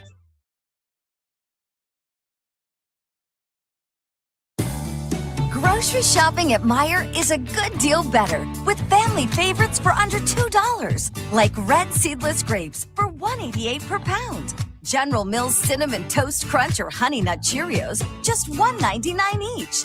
And select varieties of Meijer pasta are only $1 each. Great family meals at a great value. That's the good life at Meijer. Exclusions apply. See all deals in the Meijer app. You worked hard for decades saving in pre-tax retirement plans like 401ks and IRAs, saving on taxes now. But as your retirement now approaches, you're going to get taxed at rates you have no control over. Hi, I'm Mitch Lyons, founder of Mitch Lyons Wealth. Your 401k balance isn't worth what your statement says. You could lose thousands of dollars to taxes, and those distributions can impact other areas of your retirement like Social Security and Medicare. Could a Roth IRA conversion be of help to you? You've probably heard of Roth conversions, but it can be confusing. Should you convert all at once or over time? Where should you pay the taxes from? How do you know for sure? Get our free personalized Roth Blueprint analysis today to find out exactly what makes sense for you. Your Roth Blueprint could potentially increase your lifetime wealth by thousands of dollars. So get your free Roth Blueprint today. Text Blueprint to 844-867-8335. That's Blueprint to 844-867-8335. Or go to MitchLyonsWealth.com, your best game plan to protect, grow, and win retirement. Farrah's Coffee has been family-owned and operated for over 100 years. Its popular Den Blend and Dark Roast is more than coffee and more than the official coffee of the Detroit Lions. It's a call to rise. Farrah's Coffee and the Lions are the perfect match. They embrace those who show up early, cheer loud, and never back down. Den Blend is perfectly roasted in Grand Rapids and provides the ultimate fuel for fans who wake up and roar. Whether you're tailgating at the game or cheering from your couch, Den Blend is your go-to coffee for your game day ritual. Huge here for the Michigan High School Athletic Association. You can stay up to date on the latest from Lansing 24/7 at MHSAA.com, at MHSAA on Twitter, and MHSAA on Facebook. The latest news, press releases, and stories connected to every high school in the state of Michigan, available for you 24/7 from the Michigan High School Athletic Association. Log on to MHSAA.com, at MHSAA on Twitter, and MHSAA on Facebook. And if you're looking for archive boys and girls high school sports, MHSAA.TV. That's MHSAA.TV. 24/7, everything you need to know about high school sports in Michigan. Log on to MHSAA.com. Avello Airlines knows you love the Tigers because they love them too. It's why they have direct flights to Lakeland, Florida out of both Grand Rapids and Detroit. Thursdays and Sundays are nonstop out of GR, and Wednesdays and Saturdays are nonstop out of Detroit. So wherever you are in Michigan, you can get down to spring training to watch your Tigers. With everyday low fares, reliable service, you do not want to fly any other way. Head to AvelloAir.com to book your trip now. That's AVELO air.com and use code HUGE for $20 off a round trip base fare if you book before March 31st. Restrictions do apply.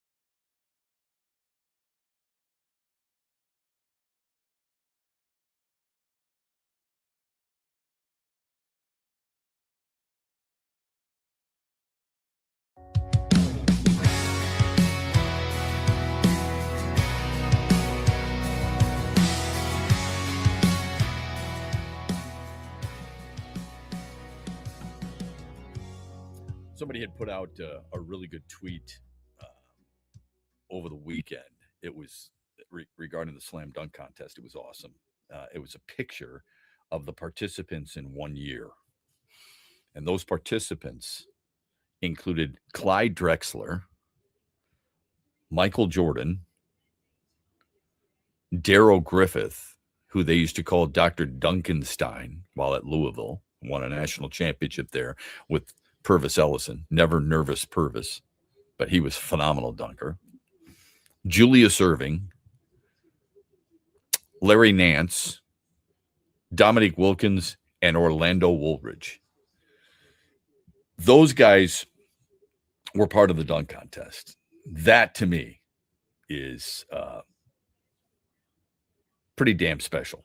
Welcome back. X's and Bros, Monday through Friday, 6 until 9, here on the Michigan Sports Network throughout the great state of Michigan. Glad you're with us. The Meyer hotline is 866-838-4843. Or text us, Sports Radio 21,000. If you missed the All-Star competition yesterday, you didn't watch the All-Star game, I thought you missed a pretty entertaining event. Cade Cunningham and Jalen Duren and J.B. Bickerstaff, all part of the winning team, NBA stars. I think when you have to constantly remind people that it's only one quarter or 12 minutes, if you have to constantly try to describe why the two American teams, American-based teams out of Americans, are what the criteria was for those, then I think therein lies part of the issue for the NBA. I thought it was a really good event.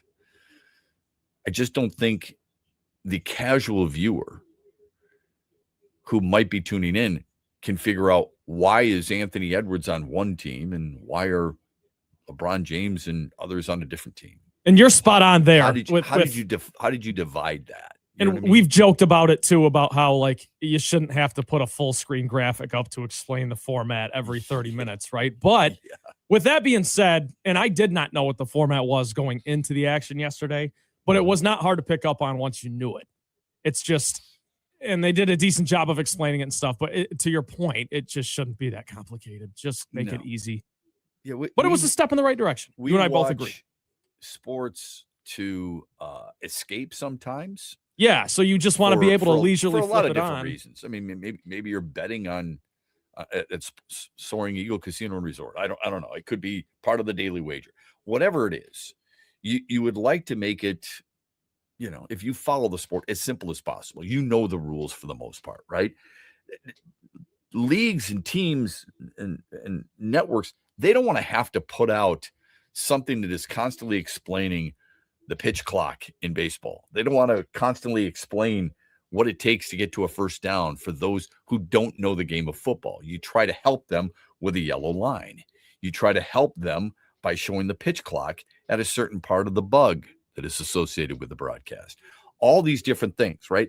If you have to explain the entire format, that's troubling. That said, like you said, step in the right direction, like where it went, would like in a perfect world, a full game. I think if you had 12 players on each side and you played Team USA against the world, that would be a lot more interesting. But you had two U.S. teams. If you're going to do that, how about two world teams and play a bit of a round robin in that regard? It's just a suggestion. If you could take it one step further, you might be able to fix what some people would have been complaining about. Now, that said, I'm not going to go so far as to say everything is fixed, everything is right with the world. See, I told you so, from those who said, you watch. You don't want to watch this game, you're going to miss out. It's not like it was some of those games in which Magic Johnson dazzled people back from HIV and he scored 25 points and walked away the MVP that included 7 triples, including the last one of the game. It's not like it was Isaiah Thomas walking away with MVP, flirting with a triple-double. It's not like in the 60s when Wilt Chamberlain actually had 42 points and 24 rebounds and didn't win MVP. Bob Pettit won instead. But it was a step in the right direction, and Duran and Cunningham were right in the middle of it. Duran had 15 points and 11 rebounds in the 3 games. Cade Cunningham had 15 points, 7 boards, 7 assists in the 3 games. Anthony Edwards was named MVP. In the Olympics, Team USA, after sluggishly playing game 2 against Denmark and winning 6-3, they take care of business easily against Germany 5-1. They scored 5 unanswered. Austin Matthews, or no, they didn't score 5 unanswered. I'm sorry. What am I thinking there? They jumped out to a 3-0 lead, I think is what it was. Austin Matthews, anyway, had 2 goals and an assist. Zach Werenski from Plymouth had a goal. Connor Hellebuck steered aside 23 shots for the second win. USA is the 2 seed. They're going to take on the winner of Sweden and Latvia. Canada is the 1 seed after smoking France 10-2. The only way Team USA plays Team Canada would be for gold because they're on opposite sides of the bracket, which is exactly what the Olympic Committee would want. And that's what everybody wants. So let's hope they get it done. Here's my question. There's a lot being made of Brady Tkachuk and Matthew Tkachuk. And I would remind you that against Denmark, it was Brady Tkachuk who got in a tussle, started playing physical. It was that really sparked Team USA. And Matthew Tkachuk's been really good too. Both of them have been very good. There are a number of people who are trying to tell you via social media that there are other storylines, and can we get away from that? Well, you're right. There are other storylines. They have hit on some of them. Brock Nelson, they hit on that in game 1. But the Tkachuks, I know there are people who out there say, I would hate that guy if he were not on my team, or I can't stand that guy if he wasn't playing for Team USA. Yes, those are the types of players oftentimes that are hard to find, that role that is specifically defined, but not everybody willing to take it. You and I both have had players on our teams, I use that as plural, who we loved, maybe our favorite players of all time in that role. Darren McCarty, Bob Probert, Joey Koser, Dennis Rodman, Bill Lambier, Rick Mahorn. We could go on and on and on. Those are the guys that are oftentimes have to wear that black hat, but you got to be special. You got to be tough to do just that. And the Tkachuk brothers embrace it. Not to mention the fact they're pretty damn good hockey players. I don't think they're as good as their father. Their father was an incredible scorer. Neither one, Brady nor Matthew Tkachuk, are really high-end scorers, but I like the way they play. I said this 4 years ago, maybe 5 years ago. If there's one player, if there's one player I would take if I'm the Red Wings, a guy that I need in my lineup that I don't have right now, his skill set, his moxie, his toughness, his edge, it's Brady Tkachuk. Tyler Reddick led 1 lap at the Daytona 500. It was the final lap. He takes a checkered flag, becoming the 5th to ever win it after finishing as the runner-up the previous year. Colin Morikawa, Birdie's 18. He wins Pebble Beach, his first win in 874 days since 2023. 45 starts, 7th win of his career. He closed Sunday with a 567, one better than Minwoo Lee and Sepp Straka. Scotty Scheffler, who started slow, just like he did at the Waste Management Open, shot a 963. He finished 2 shots off the pace. Anthony Kim's 23 under par score was good enough to win the Live event in Australia. What's notable there? Well, it's his first win in 16 years. Here's the Mitch Lyons Wealth Poll question for you. I have one for every day. What do you think of the NBA All-Star format? Loved it, liked it, hated it, didn't watch? Vote as often as you want at XB Mornings. I've retweeted it. We welcome your feedback on that question via X, and we'll give you the results tomorrow. When we come back, X's and Bros every Monday at 8:18 brings you the hero and the heel, your best and worst of the week. We'll have it for you on the other side. We're brought to you this hour by our friends at Ovello Airlines. Mitch Lyons here, founder of Mitch Lyons Wealth, where we create your best game plan to protect, grow, and win retirement. I'm here with Tiger legend Kirk Gibson, who we are proud to support and partner with on the newly opened Kirk Gibson Center for Parkinson's Wellness. Thanks, Mitch. We appreciate your support, and we are excited to have recently opened the center in Farmington Hills. It provides exercise therapy and educational programs that are helping the Parkinson's community, just like Mitch Lyons Wealth helps improve the quality for their clients' retirements. This center helps improve the quality of life for people with Parkinson's. And Gibby, the best part of all is that access to the center is available to the Parkinson's community free of charge, right? That's right, absolutely free of charge for people with Parkinson's and their care partners. You hit a couple of the most famous home runs in Major League history, Gibby, but I feel that your greatest hit will be the positive impact the Kirk Gibson Center is making in the fight against Parkinson's. Mitch, since my diagnosis, I get up every day and focus on winning that day. This center encourages others to do the same. Awesome, Gibby. To learn more, go to kirkgibsoncenter.org. Huge here for the Michigan High School Athletic Association. You can stay up to date on the latest from Lansing 24/7 at MHSAA.com, at MHSAA on Twitter, and MHSAA on Facebook. The latest news, press releases, and stories connected to every high school in the state of Michigan, available for you 24/7 from the Michigan High School Athletic Association. Log on to MHSAA.com, at MHSAA on Twitter, and MHSAA on Facebook. And if you're looking for archive, boys and girls, high school sports, MHSAA.TV. That's MHSAA.TV. 24/7, everything you need to know about high school sports in Michigan. Log on to MHSAA.com.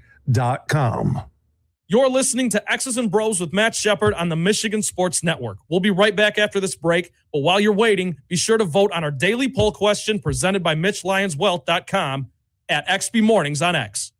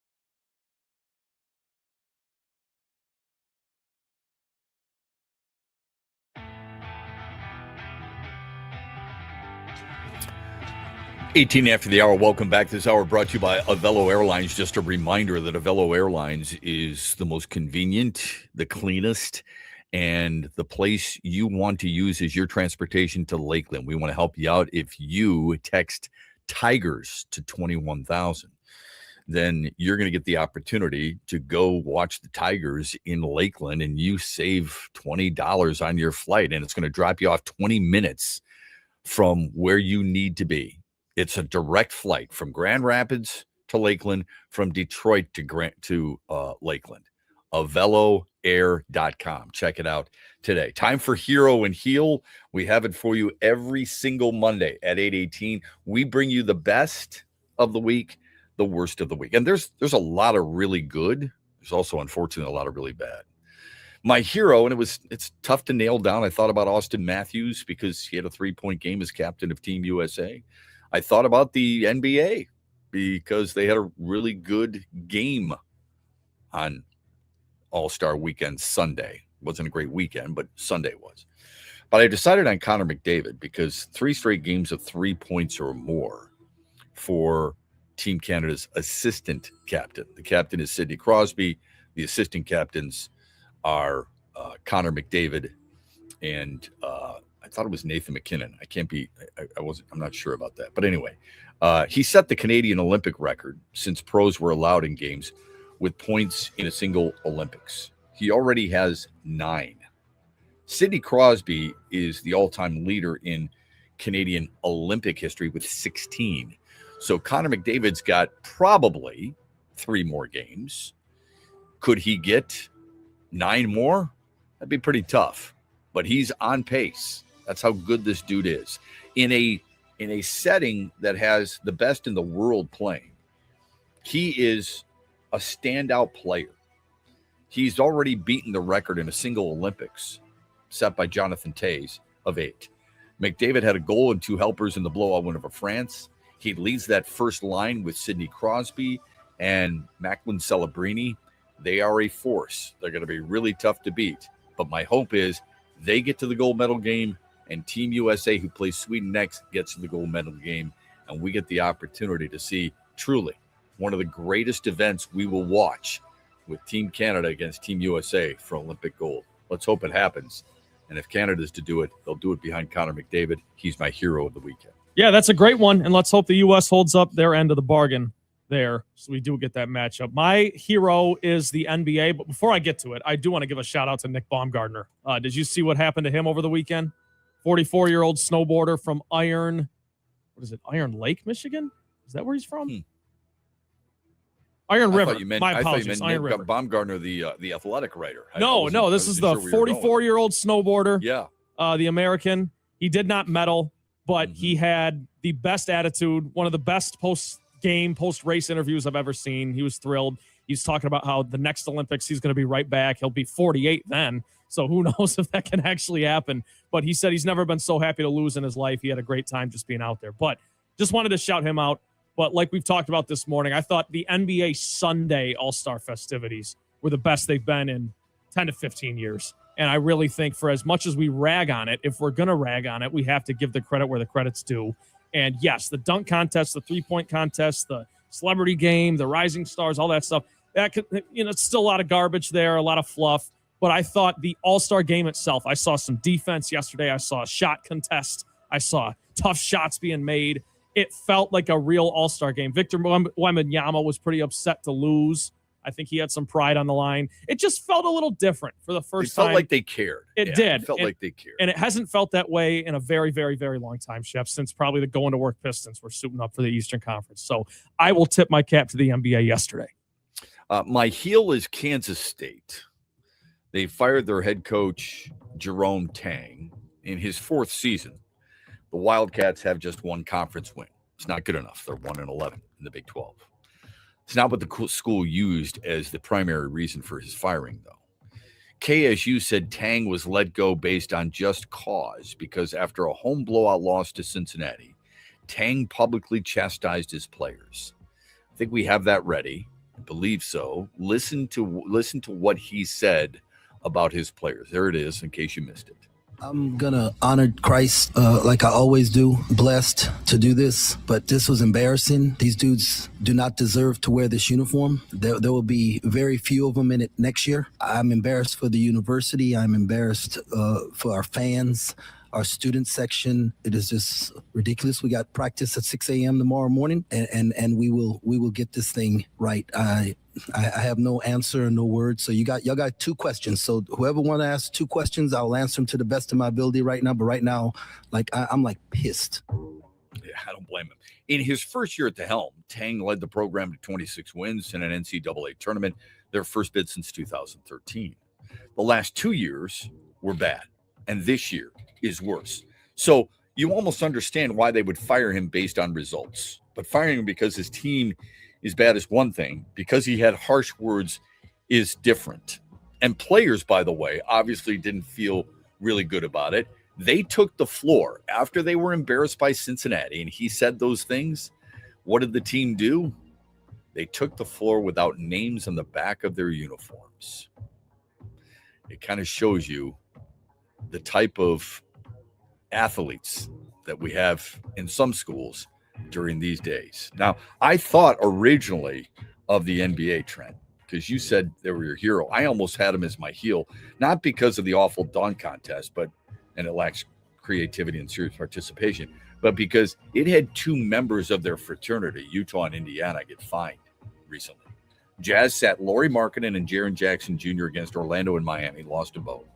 Indiana didn't play Pascal Siakam, and they got fined as well. Except here's the problem that the league has. The Raptors did the same thing a year ago, and they didn't have a pick that might have been taken away, and the league didn't punish them. The Raptors and Jazz aren't the only teams that have done it either. Interesting. And yet you're finding ways to pick certain teams to do it, and I don't know why that would be. If you're going to start doing this, and I encourage the NBA to do it, if you're going to start doing it, make sure you use it as the template for everybody, not just a couple of teams. Yeah, no double standards. Not good in any situation in sports, right? But my heel is Alex Anzalone. This is a little outside the box. Did you see his discourse? Yeah. Now, he has since deleted some of the tweets. Yep. But the Lions social media team put out this cute little video of some past breakups from the season, and it was a Valentine's Day thing, and it was just a cute little pun. Not all breakups are bad. Yeah, right. And it's just stupid. That's what these social media teams do during the offseason just to, keep the fans engaged. Well, Alex Anzalone quote tweets it and says, I had a career high in past breakups this year, and I'm not featured in this video. And he was essentially taking issue with it, implying that because he's a free agent, he's no longer going to get any love from the social media team. He then continued to tweet out, he's always had beef with the Lions social media team. The Lions social media team doesn't know how to act. This stuff is just so childish and ridiculous to me, and there's no need for it. And not to this degree, but if you remember last offseason, Shep, there was a little bit of disgruntlement from Alex Anzalone. There's no need for this. It's just annoying. It screams ego. It screams pettiness. It screams insecurity. So Alex Anzalone, you are my heel from the weekend. That's a really good one. Why does he care? That's exactly what I mean. Why does it matter? What the Lions... Look, I don't care who you are. I don't care if it's you, me, Alex Anzalone, whomever. Everybody wants to be liked. They want a little love. Maybe Alex Anzalone, just maybe, he thinks, if I can't get love from my current team, where am I ever going to get some love? It's surprising that he did have 9 past breakups, and they didn't feature one of them. But do you go on social media to air your grievances? I think it's stupid to do that. You're in a no-win situation. You looked petty, and you look sensitive. And that's not a good look for a linebacker in the National Football League. All right, when we come back, A.J. Hinch is right. How much about this one specific player, you tell me. We'll get to that when we come back. We're brought to you by Avelo Airlines. Grocery shopping at Meijer is a good deal better with family favorites for under $2, like red seedless grapes for $1.88 per pound. General Mills Cinnamon Toast Crunch or Honey Nut Cheerios, just $1.99 each. And select varieties of Meijer pasta are only $1 each. Great family meals at a great value. That's the good life at Meijer. Exclusions apply. See all deals in the Meijer app. Avelo Air knows how much you love the Tigers. They love them too. They want to help you get to spring training in Lakeland because it is an awesome time. They fly nonstop from Grand Rapids to Lakeland Thursdays and Sundays, and nonstop from Detroit to Lakeland Wednesdays and Saturdays. Everyday low fares and reliable service. You don't want to fly anywhere else. Book your trip to Lakeland on AveloAir.com and use the promo code HUGE for $20 off a round-trip base fare when you book by March 31st. Restrictions do apply. Huge here for Josh Garvey and his team at Dorn Mayhew, West Michigan. Now, they continue to grow. They got their worldwide headquarters in Troy, Michigan, on the east side of the state. They are worldwide. They are the leaders when it comes to accounting, CPA, and business needs. Simple and easy. Just Google Dorn Mayhew. And also, Josh Garvey joins me every Tuesday as we talk hoops with former Michigan and Cleveland Cavaliers head coach John Beilein. Tuesdays, 5 p.m., Josh Garvey, Coach Beilein, and myself, we talk Michigan, Michigan State, and the Pistons. Talking hoops happens all the way through the NBA Finals. And could you imagine if the Pistons are in the NBA Finals? If you ever have a hoops question for us, you can drop it at Huge Show on Twitter, The Huge Show on Facebook, and Talking Hoops every Tuesday at 5 p.m., presented by one of the world's top accounting, CPA, and business firms, Dorn Mayhew. Make sure you listen weekly to our Moving Ferris Forward interviews with Ferris President Bill Pink and other leaders who are moving Ferris forward. Find out more about Big Rapids and Ferris and what they have to offer at ferris.edu.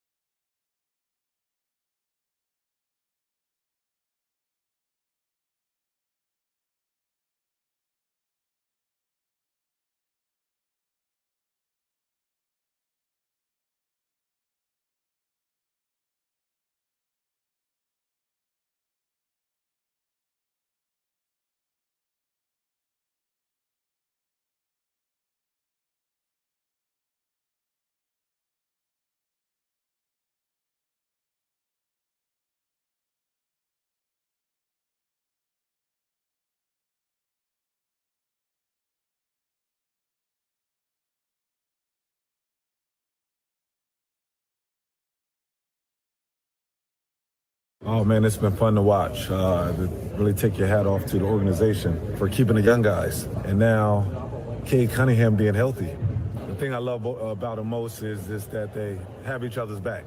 Kind of remind us to all the other former great teams that we had in Detroit, where each guy has each other's back. That's Richard Hamilton talking about what he's observed from this year's Pistons team. I love that.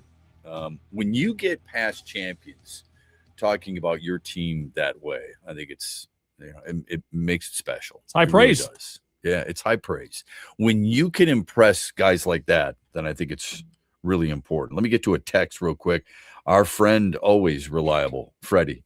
I would like to see Tarek, Framber, Mize, JV, and number 5 as bullpen day given matchups for the day. I think you need, in today's baseball, so I have to caution you with that and precursor just about everything with that. I think you need a legitimate 5th starter. Maybe not with this staff, probably to rotate it.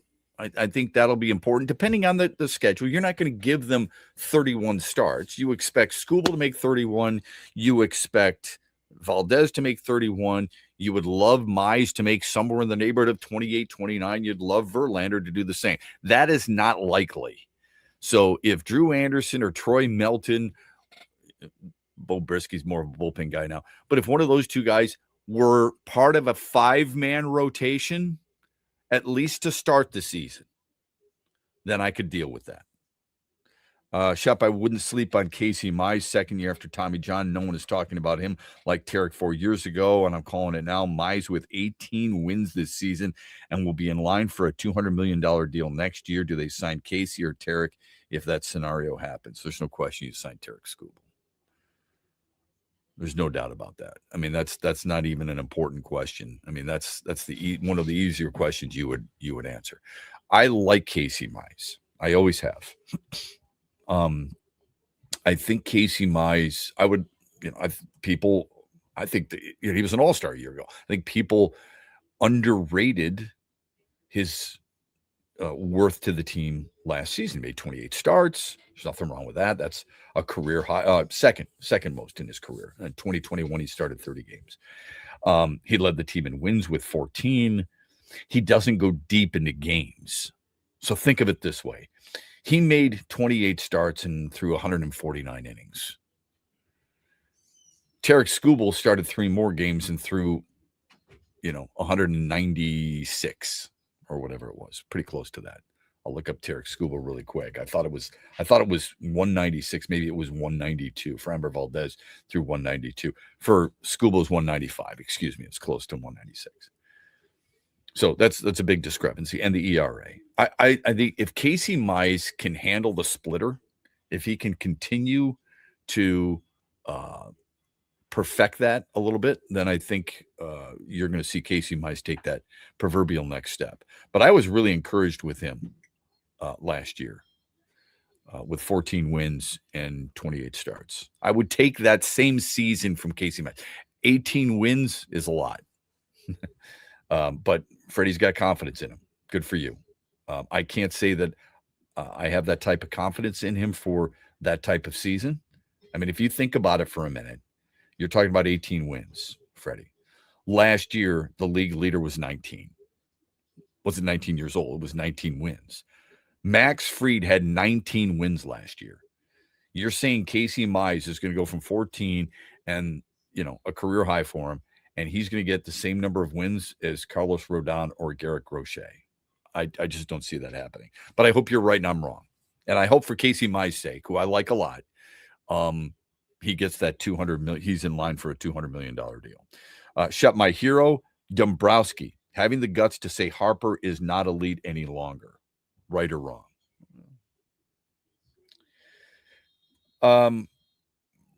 Do you have to say it? Do you have to say that one of the key guys on your team is no longer elite? Why would you do that? Why would you do that to a guy you're going to have, and you're going to be paying for a long, long time. Still, okay? Still gonna be part of your team for a while. 27 homers, 75 runs driven in.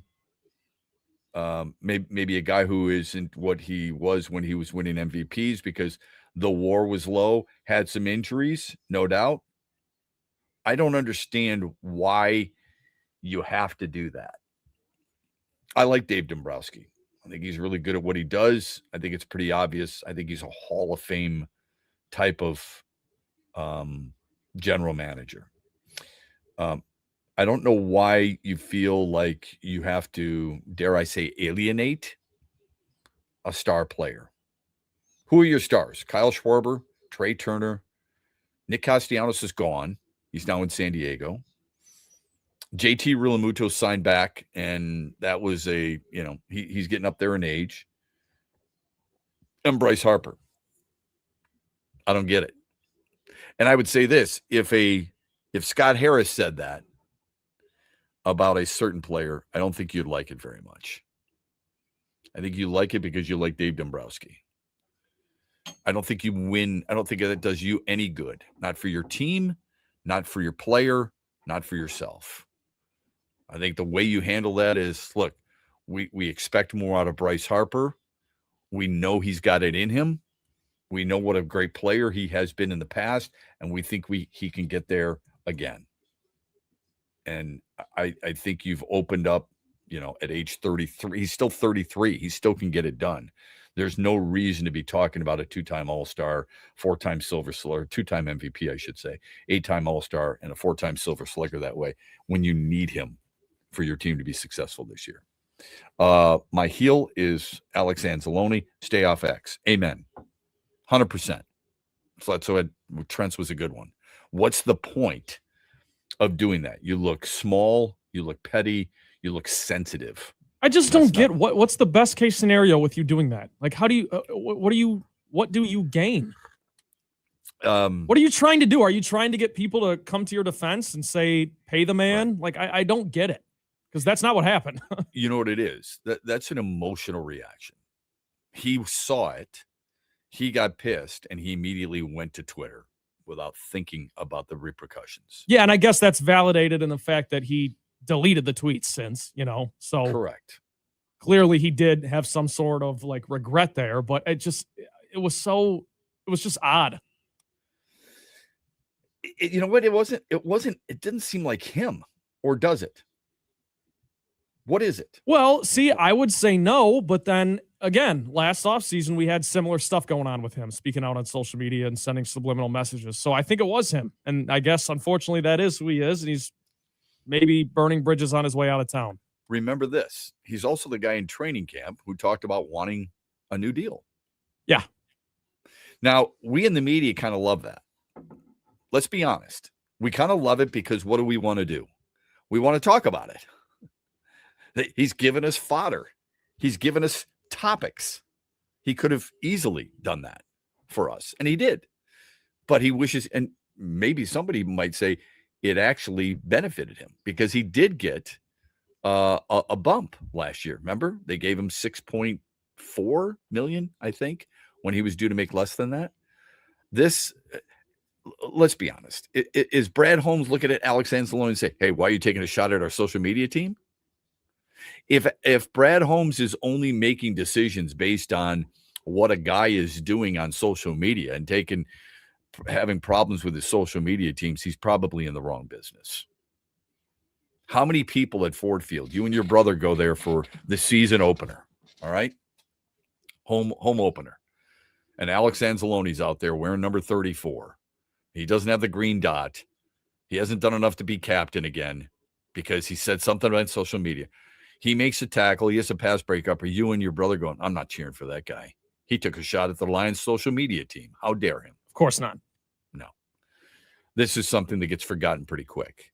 But in the short term, it looks petty. In the long term, if he leaves, then this will be brought back up again. It's the lasting impression that he's leaving out the door, Right. And it really isn't necessary because he had a good year. Not that I'm a person to give advice on X or on social media, but What you could do, Alex Anzalone, is retweet that and say, proud to be part of this with a career high 9 pass breakups. I'm glad we were, as a defense, growing as the season went on. We hope to be better for you next year. Something along those lines. On the other hand, that also looks rather self-serving, doesn't it? A little bit, because that's more subliminal. That's more like read between the lines and watch the video and notice that I'm not a part of it, yet I'm going to, talk about my career year. It's really a can't-win situation. Just don't say anything. It's social media. Who cares? Yeah. Well, a lot of people care. It's hard for me to say who cares because you're on it. You read it. I'm on it. I read it. People are on it and see it. That's how most people get their news today is on social media. Sure, So but then, if you're going to do it, then cares? stand by it. Don't just delete it. It's just over-emotional in both directions, in my opinion. Agreed, 100%. If he doesn't delete it, does it make it more of a story? He was going to be your heel anyway. Yeah. And he was going to be Freddie's heel anyway, right? On the other hand, when we talk about self-serving, let's remind ourselves, some of our favorite players are pretty self-serving. They're not afraid to say, this is what I've done. Hello, fill in the blank. Okay? That's a shot at LeBron. No, that's a shot at a lot of athletes. A lot of athletes talk about themselves, all right? Even though they get talked about a ton, you and I have been around plenty of them. Speaking of athletes, but he doesn't talk about himself a lot. His manager does, Riley Green, okay? A.J. Hinch said something the other day, and it's a really good point. His quote, everybody is circling the strikeouts and the swing and miss, which we are. I think he gets a lot of attention on the things that are imperfect, and I don't want the good that he does to get overlooked. He's been an incredible offensive player with room for improvement. Now, as I've said time and time again, close your eyes. I'm going to give you a player. 36 homers, 111 RBIs, an all-star, a silver slugger, and he's 24. Do you want him? Most people would say yes. Major League Baseball, this dude plays every day. He's a Gold Glove finalist. He's a silver slugger, which means he's the best hitter at his position. He hit 36 homers and drove in 111 RBIs, or drove in 111 runs. And he's helped your team. He's not the only reason, but he's helped your team to back-to-back playoff appearances. Most people would say yes. So that's Riley Green. On the other hand, here's what else you would get. And you've got to be fair about this. I don't care if you like him or not. You got to be fair about it. And I am. I try to be anyway. When you hit 218 post All-Star game, you hit under 200 in the final month of the regular season, and your strikeouts lead the American League. On top of that, you go 3 for 22 in the biggest series of the season. There are going to be arrows slung your way. And I understand that too. You have to have a balance. Sure, some of it is, what have you done for me lately? When are you saying that? You were all hyped and giddy that the Tigers jumped out to the lead that they did in the division and were considered one of the best, if not the best team in baseball at one point a year ago. He was the primary reason for that. Yes, he and Tarek Skubal, but Riley Green's playing every day and making a difference on a regular basis. Tarek Skubal's doing that every 4th or 5th day. Not taking one away from the other. I'm just, this is real. On the other hand, their fade after the All-Star game was something worth noting, and he was a primary reason for that too. The strikeouts is what people hone in on more than anything else. He's got to cut down. But I bet, this is just a guess, I bet you that not as many people would make as big a deal out of it if you hadn't said nobody cares about the strikeouts. That, you talk about a tweet that hurt Alex Anzalone, that statement hurt Riley Green. And now you can't take that stuff back. That's the hard part about it.